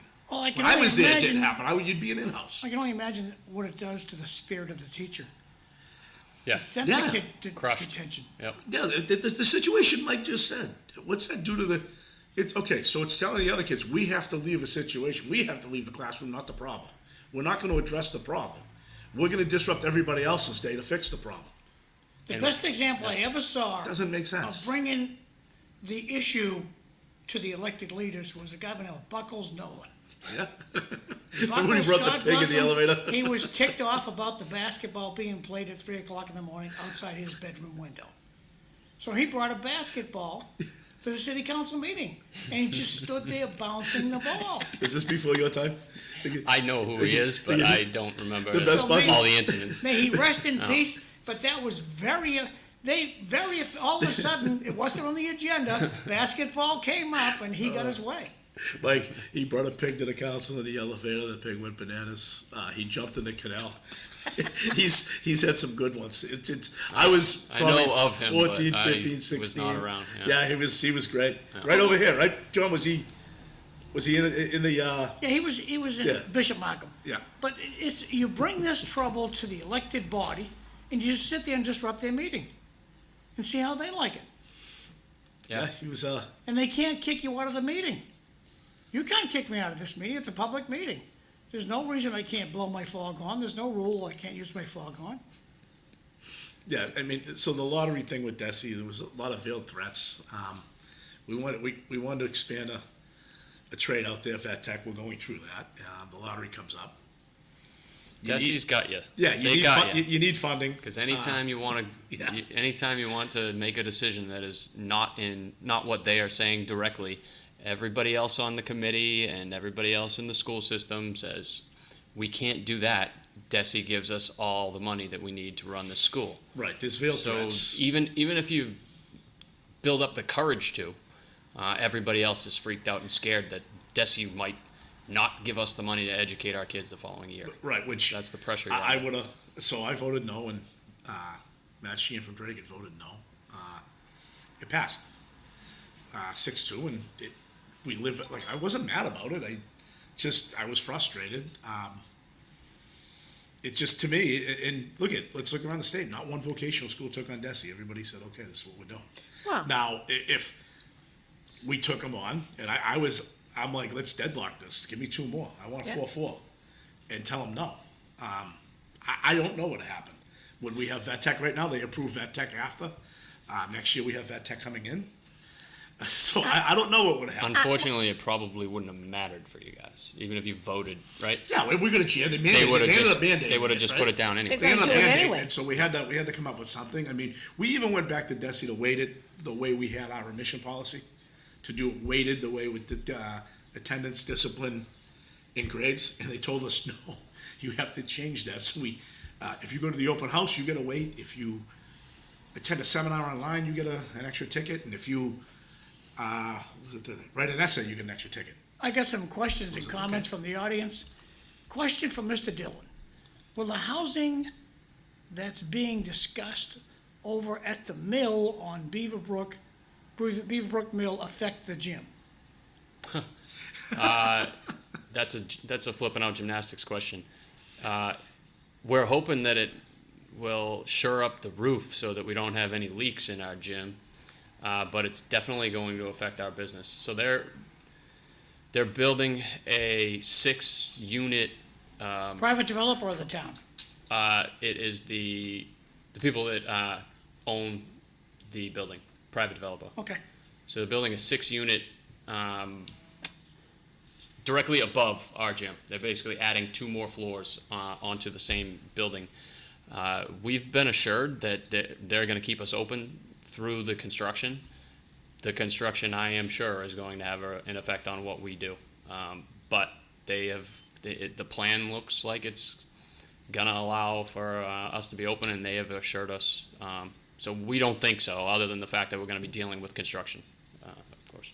Okay, 2 more comments. Great to see Mike and Lee back on the show. That's from Bart. 1 more from Bart. Good old Buckles, rest in peace. Thanks for the laughs. yeah. He was priceless. Well, people, the citizens have seen it in this MBTA land issue that you had to put housing. And what did the governor do? She was going to hold back the money, Look at- all your grants. So and when are the voters in Massachusetts going to get a grip here Well, and they- stop they- being Look, intimidated? they did get a grip with and I don't want to bring up, I'm going to bring up the audit. They did get a grip. And look what's happening with the audit. You have people sitting there that are like, no, we're not doing this. And, Yeah. And the governor could take this in 30 seconds and say, no, we're doing it. Yeah. No, it's Good look for at, Diana DeZoglio. it's great. To keep I mean, pushing it. Look at it. Good for and her. she should. Seriously. Open it. Look at you. We all yell about transparency, right? Everybody wants this. Let's open the curtain. It's like Wizard of Oz. Open the curtain. You get the little guy behind you get a guy behind the curtain. Open it up. What are you afraid of? Well, anybody out there, she's up for re-election this year. Think about the lottery. Think about what she did with the land. It's intimidation. When you leave here, take it right before the connector. And I don't know how you put that in this neighborhood. Yeah. Where are you parking? Yeah. I just don't know where you're parking. They're going to tell me this rotary's going to fix it down the end of the connector. Okay, how are they getting out of there? If you take a right to go down that hill by the Y, you can't get out of there. You get a set of lights literally 2 houses from there. If it's red, they're not letting you in, Right. and if it's green, you're not pulling out. Yeah. I mean, it's just, and we're gonna. John, what is it? 30 units over there, 40 units they stuffed in there. Room for 70 people. Right, Is this so- Heinz's are you talking about? Yeah, Heinz. The Heinz bill, yeah. So, I mean, Mike, there's 70 people in there. You figure, okay, two to a condo, right? 2 cars. Sure. I don't, where you putting them? They'll And then keep you get- electing her, though. Now you get the courthouse over here. I don't know, did that go up to auction yet? I know it's going up. It's going up, the tours are all done. In fact, I should put their announcement up. In the parking lot, John's not going with it, right? The parking lot's going with it. It's not going to the neighborhood. I don't know, I don't know for No, absolute sure. I know that for a fact because I remember watching a council meeting where they tried to get the parking lot off the state and they said, no, we're not Well, separating there's a it. good chunk of grass on the Santoro side of the property, Yeah, they could make that into, and there's a good-sized parking lot on the Elm Street side of the property. yeah, I mean, but then you'll get the open space people and the trees. We can't take those down. And I If kind of it's a private agree with entity- them. It's a private entity, they'll just tear down anything. Well, I mean, like they did the apple orchard. We couldn't use CPA money for that, so we just let them take it, wipe out that whole. But I'm gonna take this up and do the announcements real quick. This is the absolute auction of the courthouse down the street at the corner of Elm and Gorham. And all the tours are done. If you're interested in that property, there's an 800 number, call that 800 number, and ask your questions. Now, coming up on the big time here is Sakari Chow's having a spring extravaganza, the annual neighborhood Easter hunt. It's April 4th, 2026, 1 to 2 p.m. at the Maury School, 1:30 p.m. sharp. Egg hunt starts, eggs won't wait. So that's a good idea, Sakari. And the last announcement of the day is this guy. The Wilmington Tewksbury Chamber of Commerce is having at the Hilton. Hey, Lee, I can hear you. Oh, Lee, just hold off for a minute, okay? Sorry. Hold off for a second. Hilton Garden Inn in Tewksbury, 4 Highwood Drive, Tewksbury, April 9th, 5 to 8 p.m. Most of the restaurants will be there. It's a real tasty night, $30 a ticket, and hope to see you out there. If you have any questions, call Mark Ratman. His contact information is right down here. Thanks for your patience. Back to you, Melinda. Well, I can't believe it's Easter. We're doing Lisa and I are doing an Easter egg hunt for the 4 grandchildren. And she had the most amazing idea to get a puzzle and put a piece in each of the eggs. And then afterwards, they have to work together and put the puzzle together. And that gives them something else to do. Yeah. And they all have to get along, sort of. It's worth a try. Yeah. I'm actually eating with Eric for the first time, and Oh. it's been probably over 20 years. Oh, my. Should I have you both on right after that? It's actually, it's. I was laughing because my mother, they came up, they're up from Florida now, they're living up here, and I haven't had Easter dinner with her, and I can't tell you how long. That's nice. So we're all actually sitting down to eat together, which should be quite the lunch. Do you have it off this year? Yeah. Yep. Yeah, we're doing. You've got a big family. We're doing like a brunch situation. It's funny, of course, I'm going back to COVID. It's like always how I reference it, everything. But like a lot of I know in my family for sure, it kind of cut off and changed all our traditions of like what we do every year. The good thing about it, I guess, is like we've started new ones.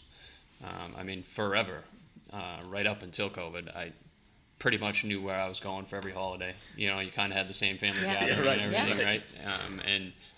And I think that little gap that we had, but also just like the families are growing up, getting a little older, and things are changing. Kids and spouses change, and so we have kind of new traditions really going on in my family. Things are just a little different. Yeah. But so we're kind of doing a brunch on Easter, and then Now, we'll see the Fallons after that.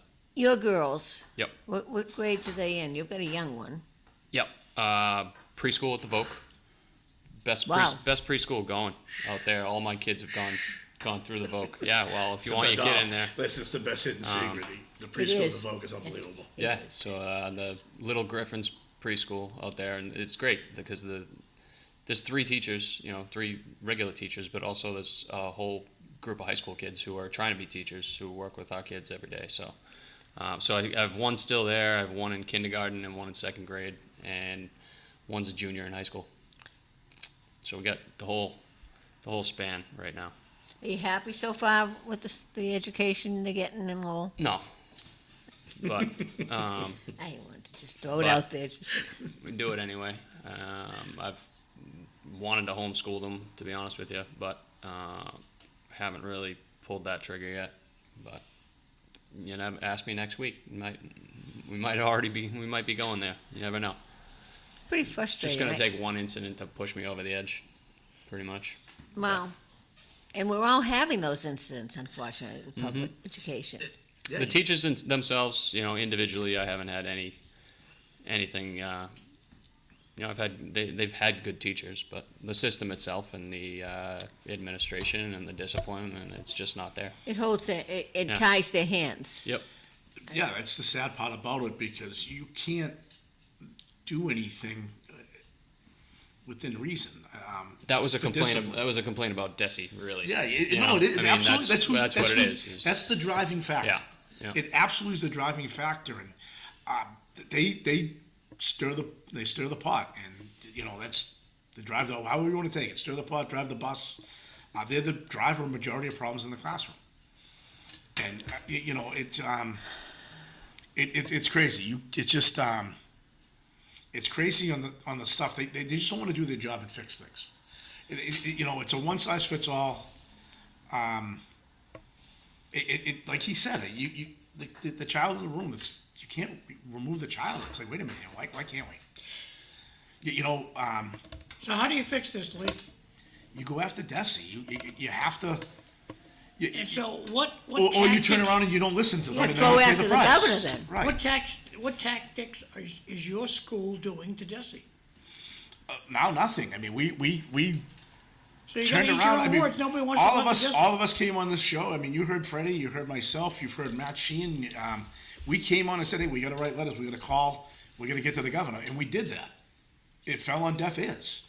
She basically said to Tutwiler and who was the other? Here you go. And they did what they wanted, and now they're gone. Have you invited them to come to your meeting? Wow, they wanted. You think the governor's going to come to a Greater Lowell meeting? No, somebody from Desi. They don't even go to work. Yeah, it's not even going to. Half of them are still working from home. But, John. but you see, if you invite them and they decline, it's kind of like when you have one of these debates. Doesn't make any difference. Vanna won by 200,000 votes. Vanna never came to any debates, and everybody knows it. The Democratic Party just said she's our choice. So they put defective people down the State House, and I think she'll do zippity doo dah down there. Completely off the topic today, but we have proof that we actually invited her. She can never say I was never invited. Desi can say they never asked us to go to a meeting. It's a solid point. That is a solid point. Fair enough. I mean, we've never reached out to Desi to come to a meeting. Let them decline. But Should you know what? just- Here's a certified letter. We invited you to come to one of our meetings to discuss our problems with you, and you did not respond. It's a solid point. I mean, you're right. I mean, it'll probably fall on deaf ears. I mean, I'll Communication. bring it up next meeting and see. Everything begins See with what the will is. communication. They never, because Desi can say, they never called me, they never called us. Draw up a letter and just redate it every week and then invite them to your meeting. Send it certified. I like the way you think. Keep Believe me, writing. when you get certified mail, you got to sign for it, and you go like, oh, this is kind of a big deal. I better get this over to the boss. I just signed for this. I think it's important. Don't just throw it in the mailbox. It's got to be certified mail. U.S. mail, the physical piece of paper. Because they can say, oh, the email was down and this. Look, I got the receipt. You got this doggone thing. I hate to keep rating on the lottery, but they throw these things out, but who does it help? It's not going to help the minorities. They're not interested in real results. They're just interested in the picture in the sky that they want, and all the complainers seem to want. I want you to. Doesn't work. Tell the audience that weren't listening, weren't on the first hour, about the report your mother did, the study on lottery. So when, let's say 4 years ago, it was starting to, the lottery was starting to gain steam. So I remembered Mike's mom did a thing with, I think it was Manny Manalopoulos and Sheila Herbert. They know vocational education inside and out, all three of them. So I reached out to her, I'm like, Mrs. Dillon, I know you did a report, couldn't find it. But she knew the report inside and out. I spent probably 45 minutes to an hour on the phone with her, and I'll let Mike tell you the rest of it, because it was reaching out to her, and then I had her put in touch with the superintendent of the school, and I know they talked. I know they talked at length about it. And when it comes down to it, and let's be honest about the lottery, it's all about perception. We're a majority minority school out there. They felt as though instead of addressing the processes of other schools that possibly could be affecting other kids, they just did the one-size-fits-all. Here's the lottery. You could weight it. As we sent in 3 or 4 different proposals, and we were rejected every single time. So they really didn't want to dig in to fix the problem and weight it properly. They had their idea for weight, which is attend open house, you get a ticket. Go online and attend a seminar, you get a ticket. Write an essay, you get a ticket. So, I mean, those are 3 simple things. We could require that anyway to get into school. Yep. We just never did, because now people work. Yep. So maybe they can't attend a tour. So if Immaculate Conception goes through a tour and we say to them, hey, we'll provide the bus, come out, every one of those kids that attended get a ticket. It's not that, even if they don't want to go there, they get an extra ticket in the lottery. Yeah. You know what I mean? And it's just, so getting back to the, When you're done your point, I got 3 or 4 texts. all right, good. Okay.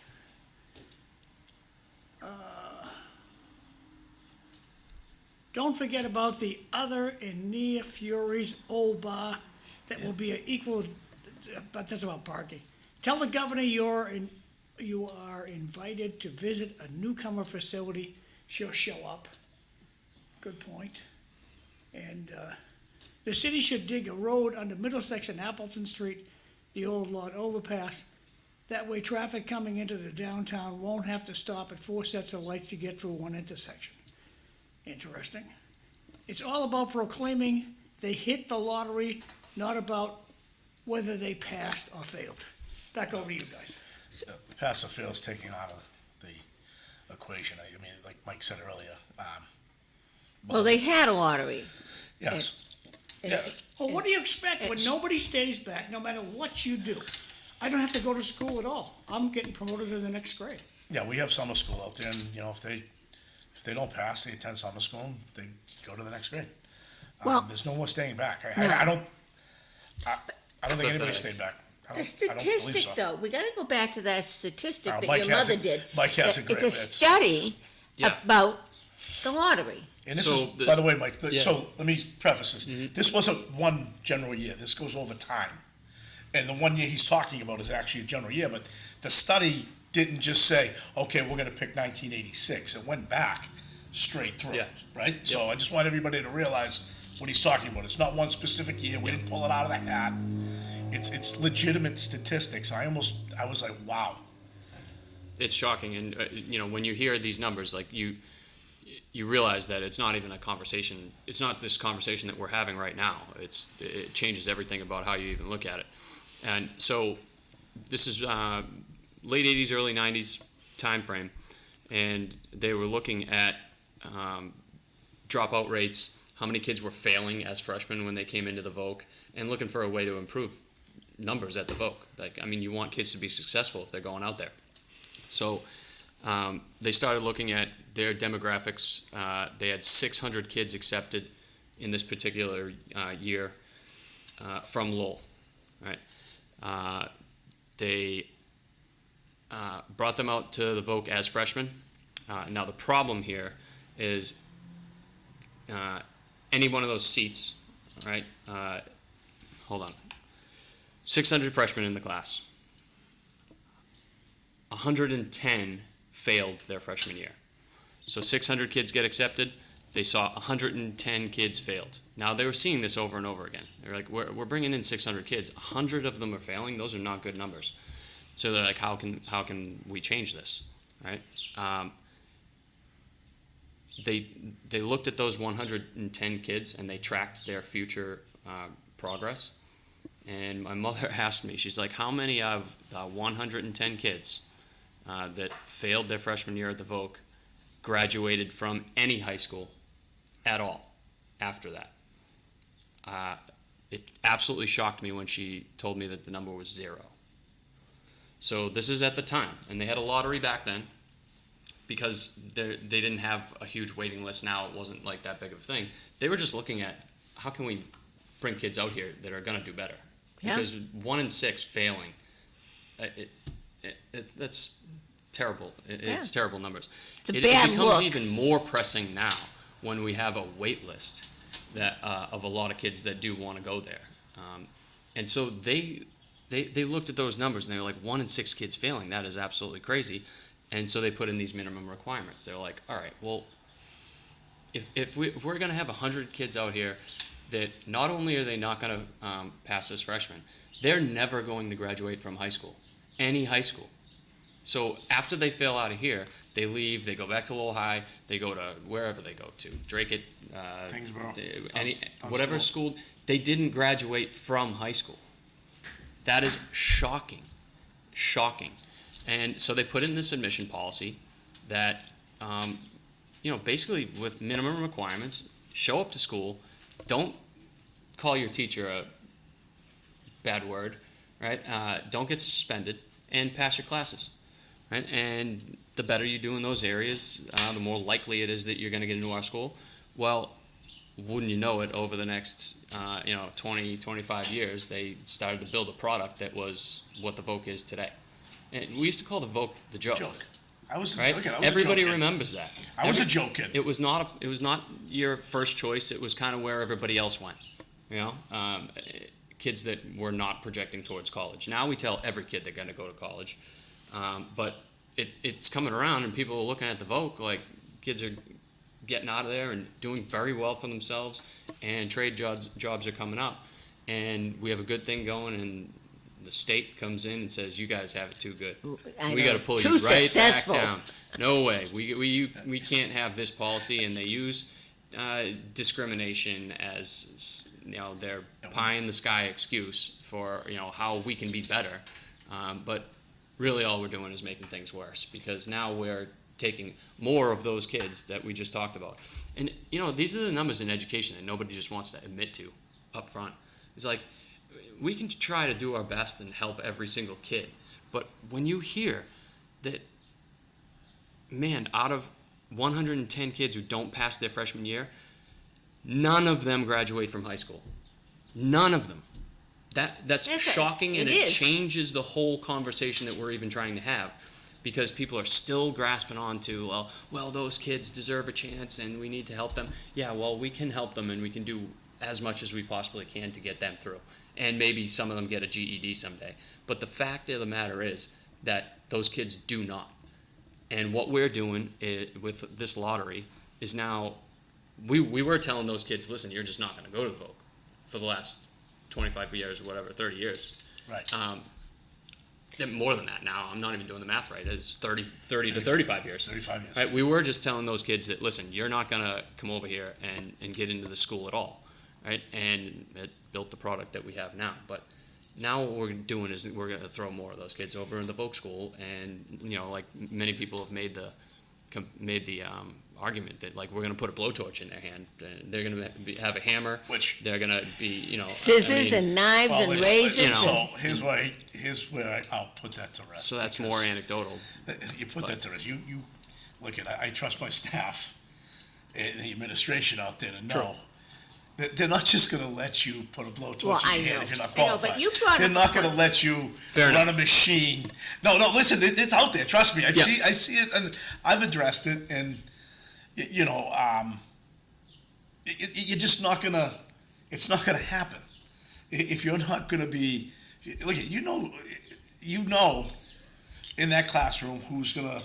But You just don't. You don't. It doesn't happen. It's not going to happen. going back to, so you But that's have not these the lottery conversation kids. at the end of the They're day. That's never not a going to conversation we should be succeed. having, right? Nope.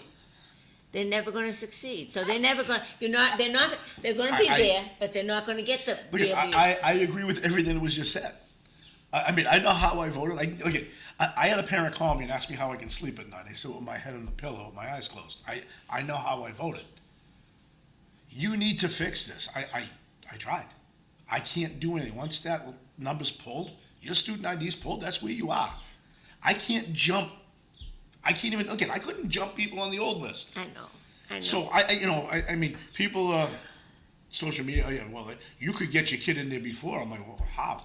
But you both brought You're up, the same, you did, that kid did the work, so, there was a point made earlier by Eric. I mean, what's that telling to the middle school kids now? That they don't have to Yeah, try? that is a good So point. now we're gonna weaken the middle school in Lowell by, hey, I don't have to go to school, I can go, look at my wife, my uncle's getting married in Puerto Rico, I can take the week off, I'm going there now.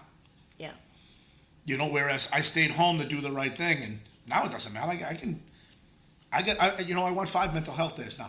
I'm gonna take them because I get the same opportunity in Greater Lowell as the guy that's taking 25 days off. So why I have to try harder? We're telling kids that school doesn't matter, and we, not to bring up COVID again, but man, the importance of being in school every day.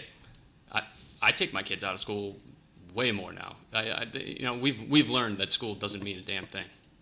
Each individual day of showing up to school doesn't mean a thing to DESE or the entire Massachusetts education system, because we don't fail kids. No. And we continually tell them over and over and over again that showing up to school every day is just unimportant. It wasn't important during COVID whatsoever. We realized that we didn't go to school for years at a time. And policies like this are just reinforcing that these ideas that we have, or these policies that we have in place that encourage kids to show up every day and that it's going to get you somewhere, we're just getting rid of them. And You both brought up the issue, though, on vocational schools. There's another aspect that if they come and they drop out their first year, in a vocational school, then you have that spot where they should, Yeah, you can't just plug somebody in. No, it's a hard fill because here's how the system works. And if your child gets in a Greater Lowell and, okay, use a kid that's not coming to school, his freshman year, he has to pick a trade. Now, he's not gonna get in electrical, he's not gonna get in plumbing, he's not getting in carpentry, unless he did the right thing that 2-week period and got a good grade. And say by some shot, he gets into carpentry, that student, he is shape, and then drops out sophomore year. Well, there's a wait list usually to get into carpentry because the trades they're highly sought after. There's a wait list on 90% of the trades out there. Yeah. So we don't run the wait list to get in and say, hey, we won't get to put carpentry. No, the kid that's not putting carpentry is getting in there that did his freshman year, and say that kid's in culinary or the kid's in childcare. Say a girl from childcare or a boy from childcare wants to go there. Well, there's no wait list of childcare. Okay, now we run the wait list of childcare. Well, your sophomore year, or say it's the tail end of freshman year. If they run that list, you don't want to go childcare. Well, guess what? We don't go back for the next opening. We're by you now. Yeah. You have to reapply sophomore year to get in as a sophomore. And again, you're only getting in for what trades are open. You're not getting into electrical, plumbing, HVAC, carpentry, masonry, the highly sought after trades. You're just not getting in there. Well, what if they do a lottery for the trades then? That'll be a Well, complete. that sounds like that's where they're I would going. say, well, that would be the next thing, and that'd be a complete crap show. It would. I mean, so now we don't grade on trades. You get in the school, we don't grade in the trade. So everybody has the aptitude to be an electrician. Yeah. There has to be some safe fields, right? As you just said, I'm not going to say to a kid that doesn't show up. Say he shows up to shop, you get 10 days of shop, right? You got to take 2 weeks of every shop. You don't go to school Monday, Tuesday, You gotta Wednesday. drag that mic closer to you. You don't go to school Monday, Just Tuesday, bend, Wednesday. bend it down. Sorry. See, you don't go to school Monday, Tuesday, Wednesday, right? You think Thursday and you're taking electrical, they're gonna teach you how to wire a circuit, or they're gonna show you? No, you still have to go through how to properly use the tools. I got a silly question from the audience. What's your favorite Easter candy? So Linda, what's your favorite Easter candy? Dark chocolate. Lee? Lindt chocolate. I'm gonna go with the Lindt chocolate, yeah. Michael? oh man, those Lindt chocolate, the balls. Yeah. Yeah, those are good. I don't know, any kind of peanut butter cup. I'll take a Cadbury egg. The cream egg or the hot milk chocolate one? I never seen the hot milk chocolate one. I only had the cream. Okay, so, well, my wife the other day would put in a basket to go down to Tampa, and I'm with you, John, I've never seen the solid milk chocolate Cadbury egg, and we went to 3 different stores, and I'm like, Kim, I've only seen the cream egg. I've never seen it. So she was telling me I was crazy. And I'm glad you said you've never seen one, because I never saw one. A Cadbury egg that's solid chocolate. Have you seen one? Now, back to seriousness now. No. Back to seriousness. What kind of personal finance are you guys teaching out at the Voc? No, because you asked that. They teach it. I It's ask part it of, all the no, time. I know it's part of the curriculum. I asked my nephew Zach, who teaches math. They go over it. It's gone over. How often? Every semester, I guess now. They're incorporating 1 it. hour? Yeah, probably 1 hour, 2 hour class. How did you learn personal finance? The hard way? Yeah. Yeah. 1 hour per semester is not good enough. Oh, no, it's not. I mean, What we do have you say, seminars. John, you're in my wheelhouse. We have seminars set up. A line comes in. John Doc comes in. Lowell 5 comes in. Well, You're in my wheelhouse. when Desi comes to your meeting, suggest that to them. I mean, it should be part of the curriculum. These kids need to know credit cards aren't good.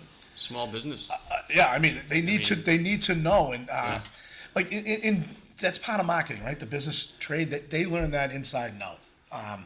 Certain trades, and it's part of the curriculum on the finance side with the math and the business math and stuff like that.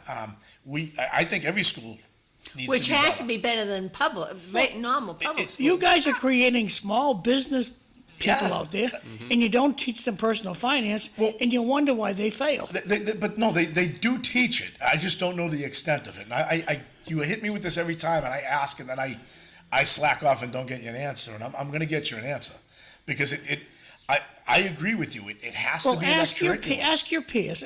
Ask Ralph Hogan. Ralph, how'd you get rich? And he'll say, I'm not rich. Well, why aren't you rich? You worked your ass off your whole life. So, I mean, walk around the room, and why is the superintendent the richest person in the room? Notice he didn't bring up Bajo. If I had Bajo, Freddie's I'd doing get her okay. house. Freddie's If I had Bajo, stealthily doing okay. But still, I bet you the superintendent makes more money than Freddie. Yeah, I would imagine. I don't know. I don't know, Freddie. I don't know what Freddie has. But the thing is, I don't ask. I keep insisting to all the educators that come out here, we got to teach personal finance. No, I agree with you. Look at people go into credit card debt, right? And it's not. They need to know exactly what you're getting into. I mean, look at I'll use my son. I sit him down. No, don't. But no, it's you got to go over what an IRA is. You got to go over what a Roth IRA is, what a 401k is, what you know, and it's important. It's very important. Let me know next time you're having that conversation with With him. Freddie? So, Yeah. No, with your kid, teaching him about finance, listen. because I'll sit down with you. Yeah, listen, I need the conversation. I pound on him, and you know, he tunes it out now. I keep getting texts about the birds. There's birds that nest outside the window, and that's what the mic said. There are no birds in the room. The birds are outside. Oh, that's funny. That's awesome. And got some more texts there. We had parents who didn't put up with the bull fertilizer, and that most kids now get away with. Personal finance lesson, don't spend like the parents spend now. Interesting.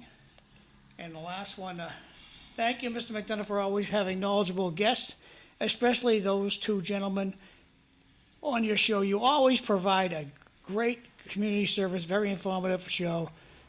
Always to Mrs. Bown, it's a great host. Linda, you hit a home run today with the lottery, because I didn't know Mike was coming on. Yeah. And you never knew his mother did a study Yeah, on it. right. And as soon as he walked in, I was like, oh, this is even this better. will Because be we were talking easy. about the lottery. And I know he's read that report multiple times, 100 times probably. And it It's a was, shocking. I can tell you this right now. If I voted yes for that lottery, I would never step foot anywhere within a 20-foot radius of Mrs. Dillon.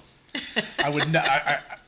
Well, she was out there as a teacher, but then she was in guidance. And Yes. so she was watching this all, seeing the results anecdotally. She even kept track of her own caseload, and the kids that met the requirements, the kids that didn't. And man, we ignore a lot of just base reality She was in education. one of the first people out there. I only know this because of Eric's wife, Angela, who took machine shop.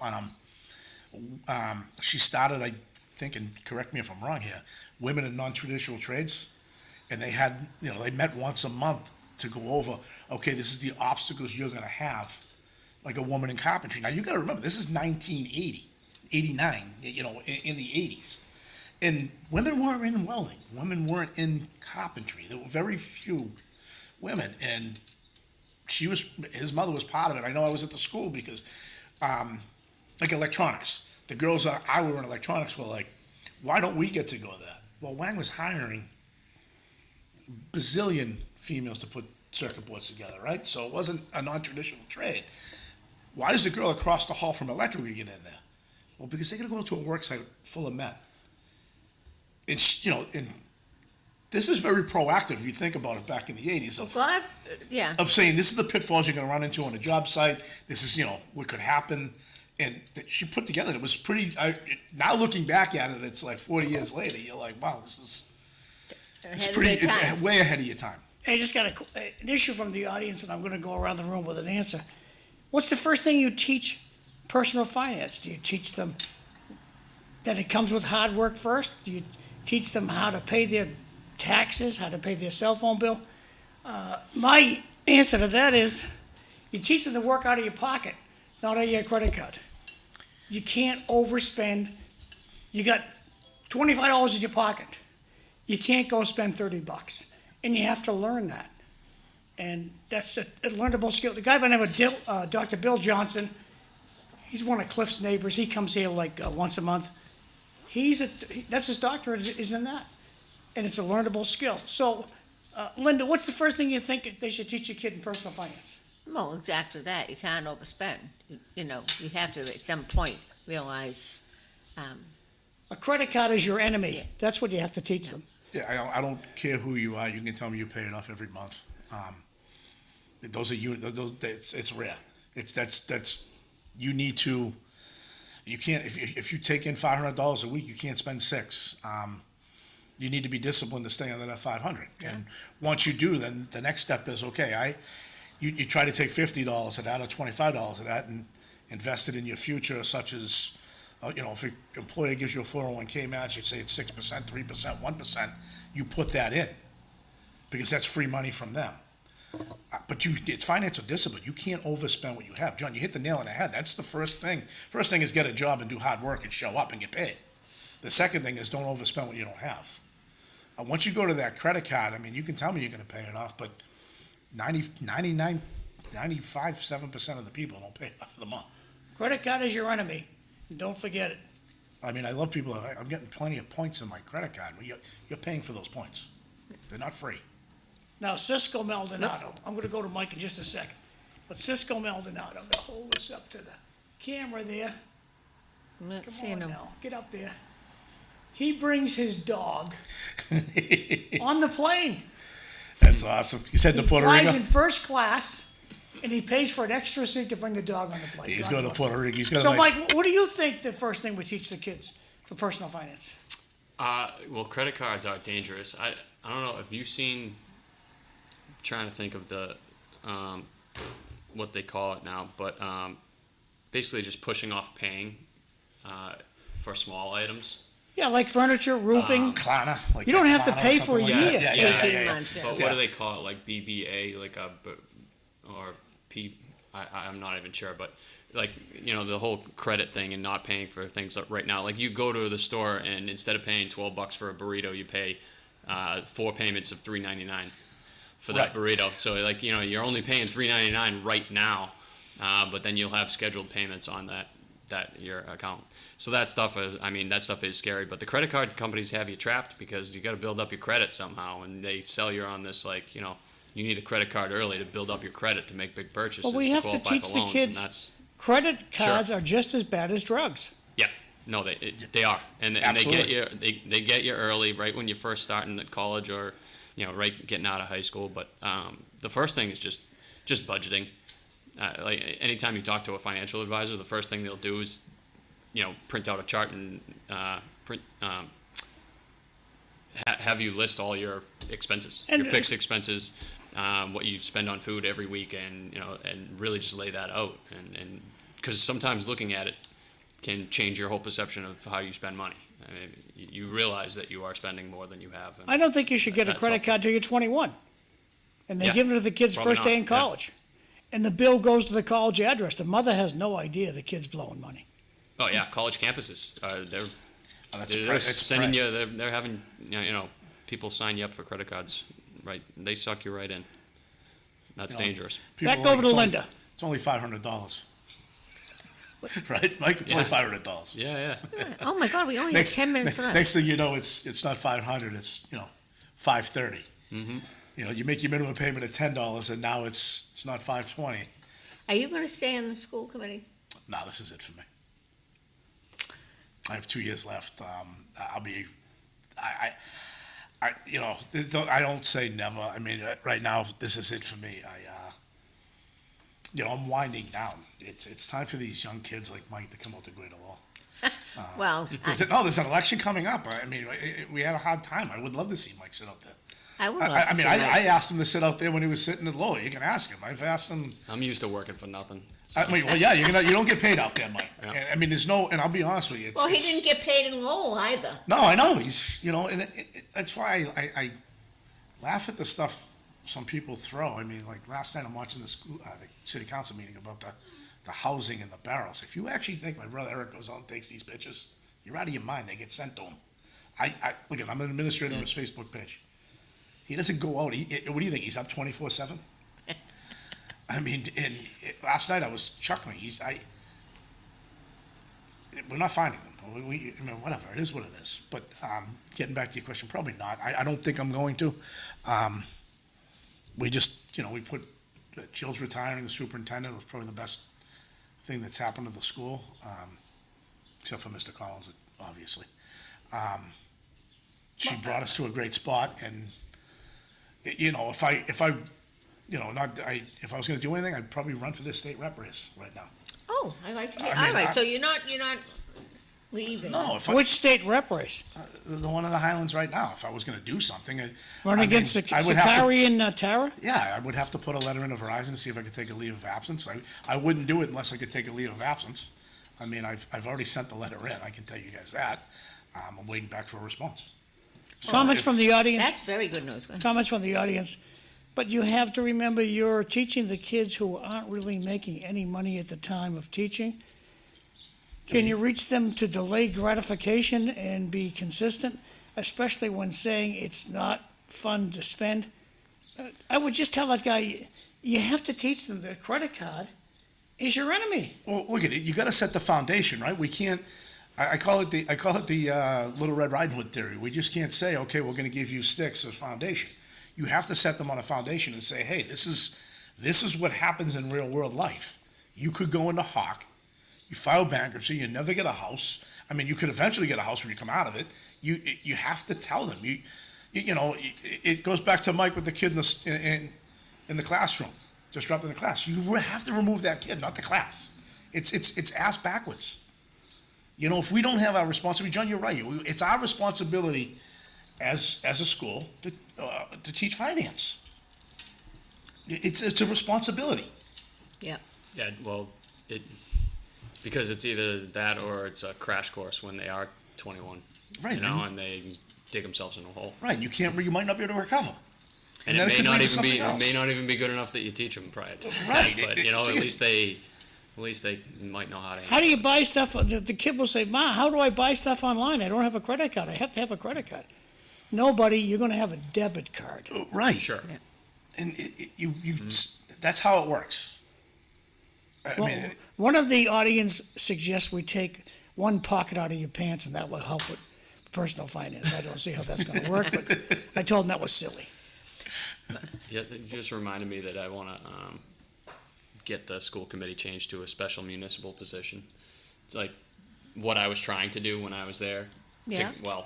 Partially to get myself paid, but also just to open up the school committee position to municipal employees. So anybody other than teachers could run for school committee and get paid Yeah, for the they should position. be paid. And all it takes is a simple, we actually already voted for it, except Christine O'Connor Oh, wrote the wording wrong purposefully. And, She's getting some bad press lately. She should. She purposefully let the city council leave the chambers with 2 questions that she brought to the ethics commission that she knew were going to get turned down, and so the whole committee voted 8-1 to supposedly pay me for my time, and she sent ethics 2 questions that she knew were going to be no's because they were worded improperly.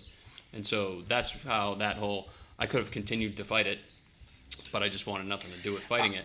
But what we should really be doing is, now that my name is out of it, is making the school committee a special municipal position. That way, people that work for the municipality can be approved by the city council individually, but there's no reason to not approve them. Anyone other than teachers, because the school committee budget is separate from the city. I did not have to be recused from one vote while I was on the You're school a committee. firefighter, exactly. Yeah, what does Because the firefighter- budgets are completely separate. The school is a separate thing. Now, city council, I understand why that's muddy. If I was a firefighter and Right. I was on the city council, But- I'd have to recuse myself from a lot of votes, I get and that would that. be different. School side, I had colleagues who were recusing themselves constantly for ethics reasons. I didn't recuse myself once, yet I couldn't get paid. And I think that's a travesty. And also, we're just looking for people, especially with this district situation, to run for school committee. Yep. Why do we not want cops, firefighters, city Absolutely. workers running for school committee positions? I think it would open it up to a whole How do you different do class of that people. now, Mike? What has to be done to All do it- that? Well, there's also all on the- the backside of that, All you though, have to Mike. do is bring it to the council, and they have to say yes. We want more money. When you get somebody, a union activist that says, we want more money, that's all they're going after. That's why we have to be careful to keep municipal, government is growing and growing and growing. Government can't afford itself anymore. And everyone wants a government job. And if we all work for the government, that's communism, and there's not enough money to pay us or pension us off. So something has to be done to downsize the government, and putting the government in charge of city council. I just think that we're going to grow the population who works for the government. Oh. But this is you're separating it, right, Mike? Yeah, the only thing that School committee is a little different. The only thing that this would do is allow somebody who works for the city to be on the school committee and get paid for their time on the school committee. Oh. As long as the head of the department, all that it would take, me, for instance, I go to the chief, it's the same thing that I did when I was coaching at Lowell High. Right, I sign got paid off. to coach. Right, sign The off. chief and the superintendent or the athletic director both just sign it and say, yes, he's not gonna perform these duties at the same time while he's working for either one. I'm not gonna take the fire truck and go and coach the wrestling Mike, team. you got people There's no conflict of giving you interest. No words out here. conflict of interest. Right. One person says Board of Health is a special designation, as Mike is talking about. Shouldn't be a big issue. It has been made, it's a shame. And I got like 4 more texts to go here. Mr. Dillon is absolutely correct. He should have gotten compensated. It's legal. And the rest are not commentable. Well, Yeah, Drake-it, I believe that the town of Drake-it has multiple positions within their government that are, all it is you designate it as a special municipal position. And if somebody was to get elected who works for the city, all they would have to do is just go before the council would approve it. well, then I reach out right now to all the council and to have approved that. Maybe we will get Mike to run again. That's not gonna convince me to run again. It was worth Hey, a try. I- Just throw it I- in there. I might have him at Greater Lowell, you never know, I might I have just him there. wanna, We got I like just 30 think that- seconds, kids. Tomorrow, City Life, we're going to have Sean McDonough's going to be here. Sam Chase and Evelyn Thorne. Time is really short, Linda. Why wouldn't we want more police, fire, I or- agree. or city workers running for school I committees? think that's a good point. That's the only reason that I would even put it forward. I want to thank you both for getting up and coming in, and it's been a great show. It was good seeing you both. Thanks for and having me, I haven't been Yeah. on in a while. Very so- educational, Good to so be here. I hope. And we'll see you Both tomorrow. have a happy Easter. John, thanks, have a great Easter. Thanks, guys.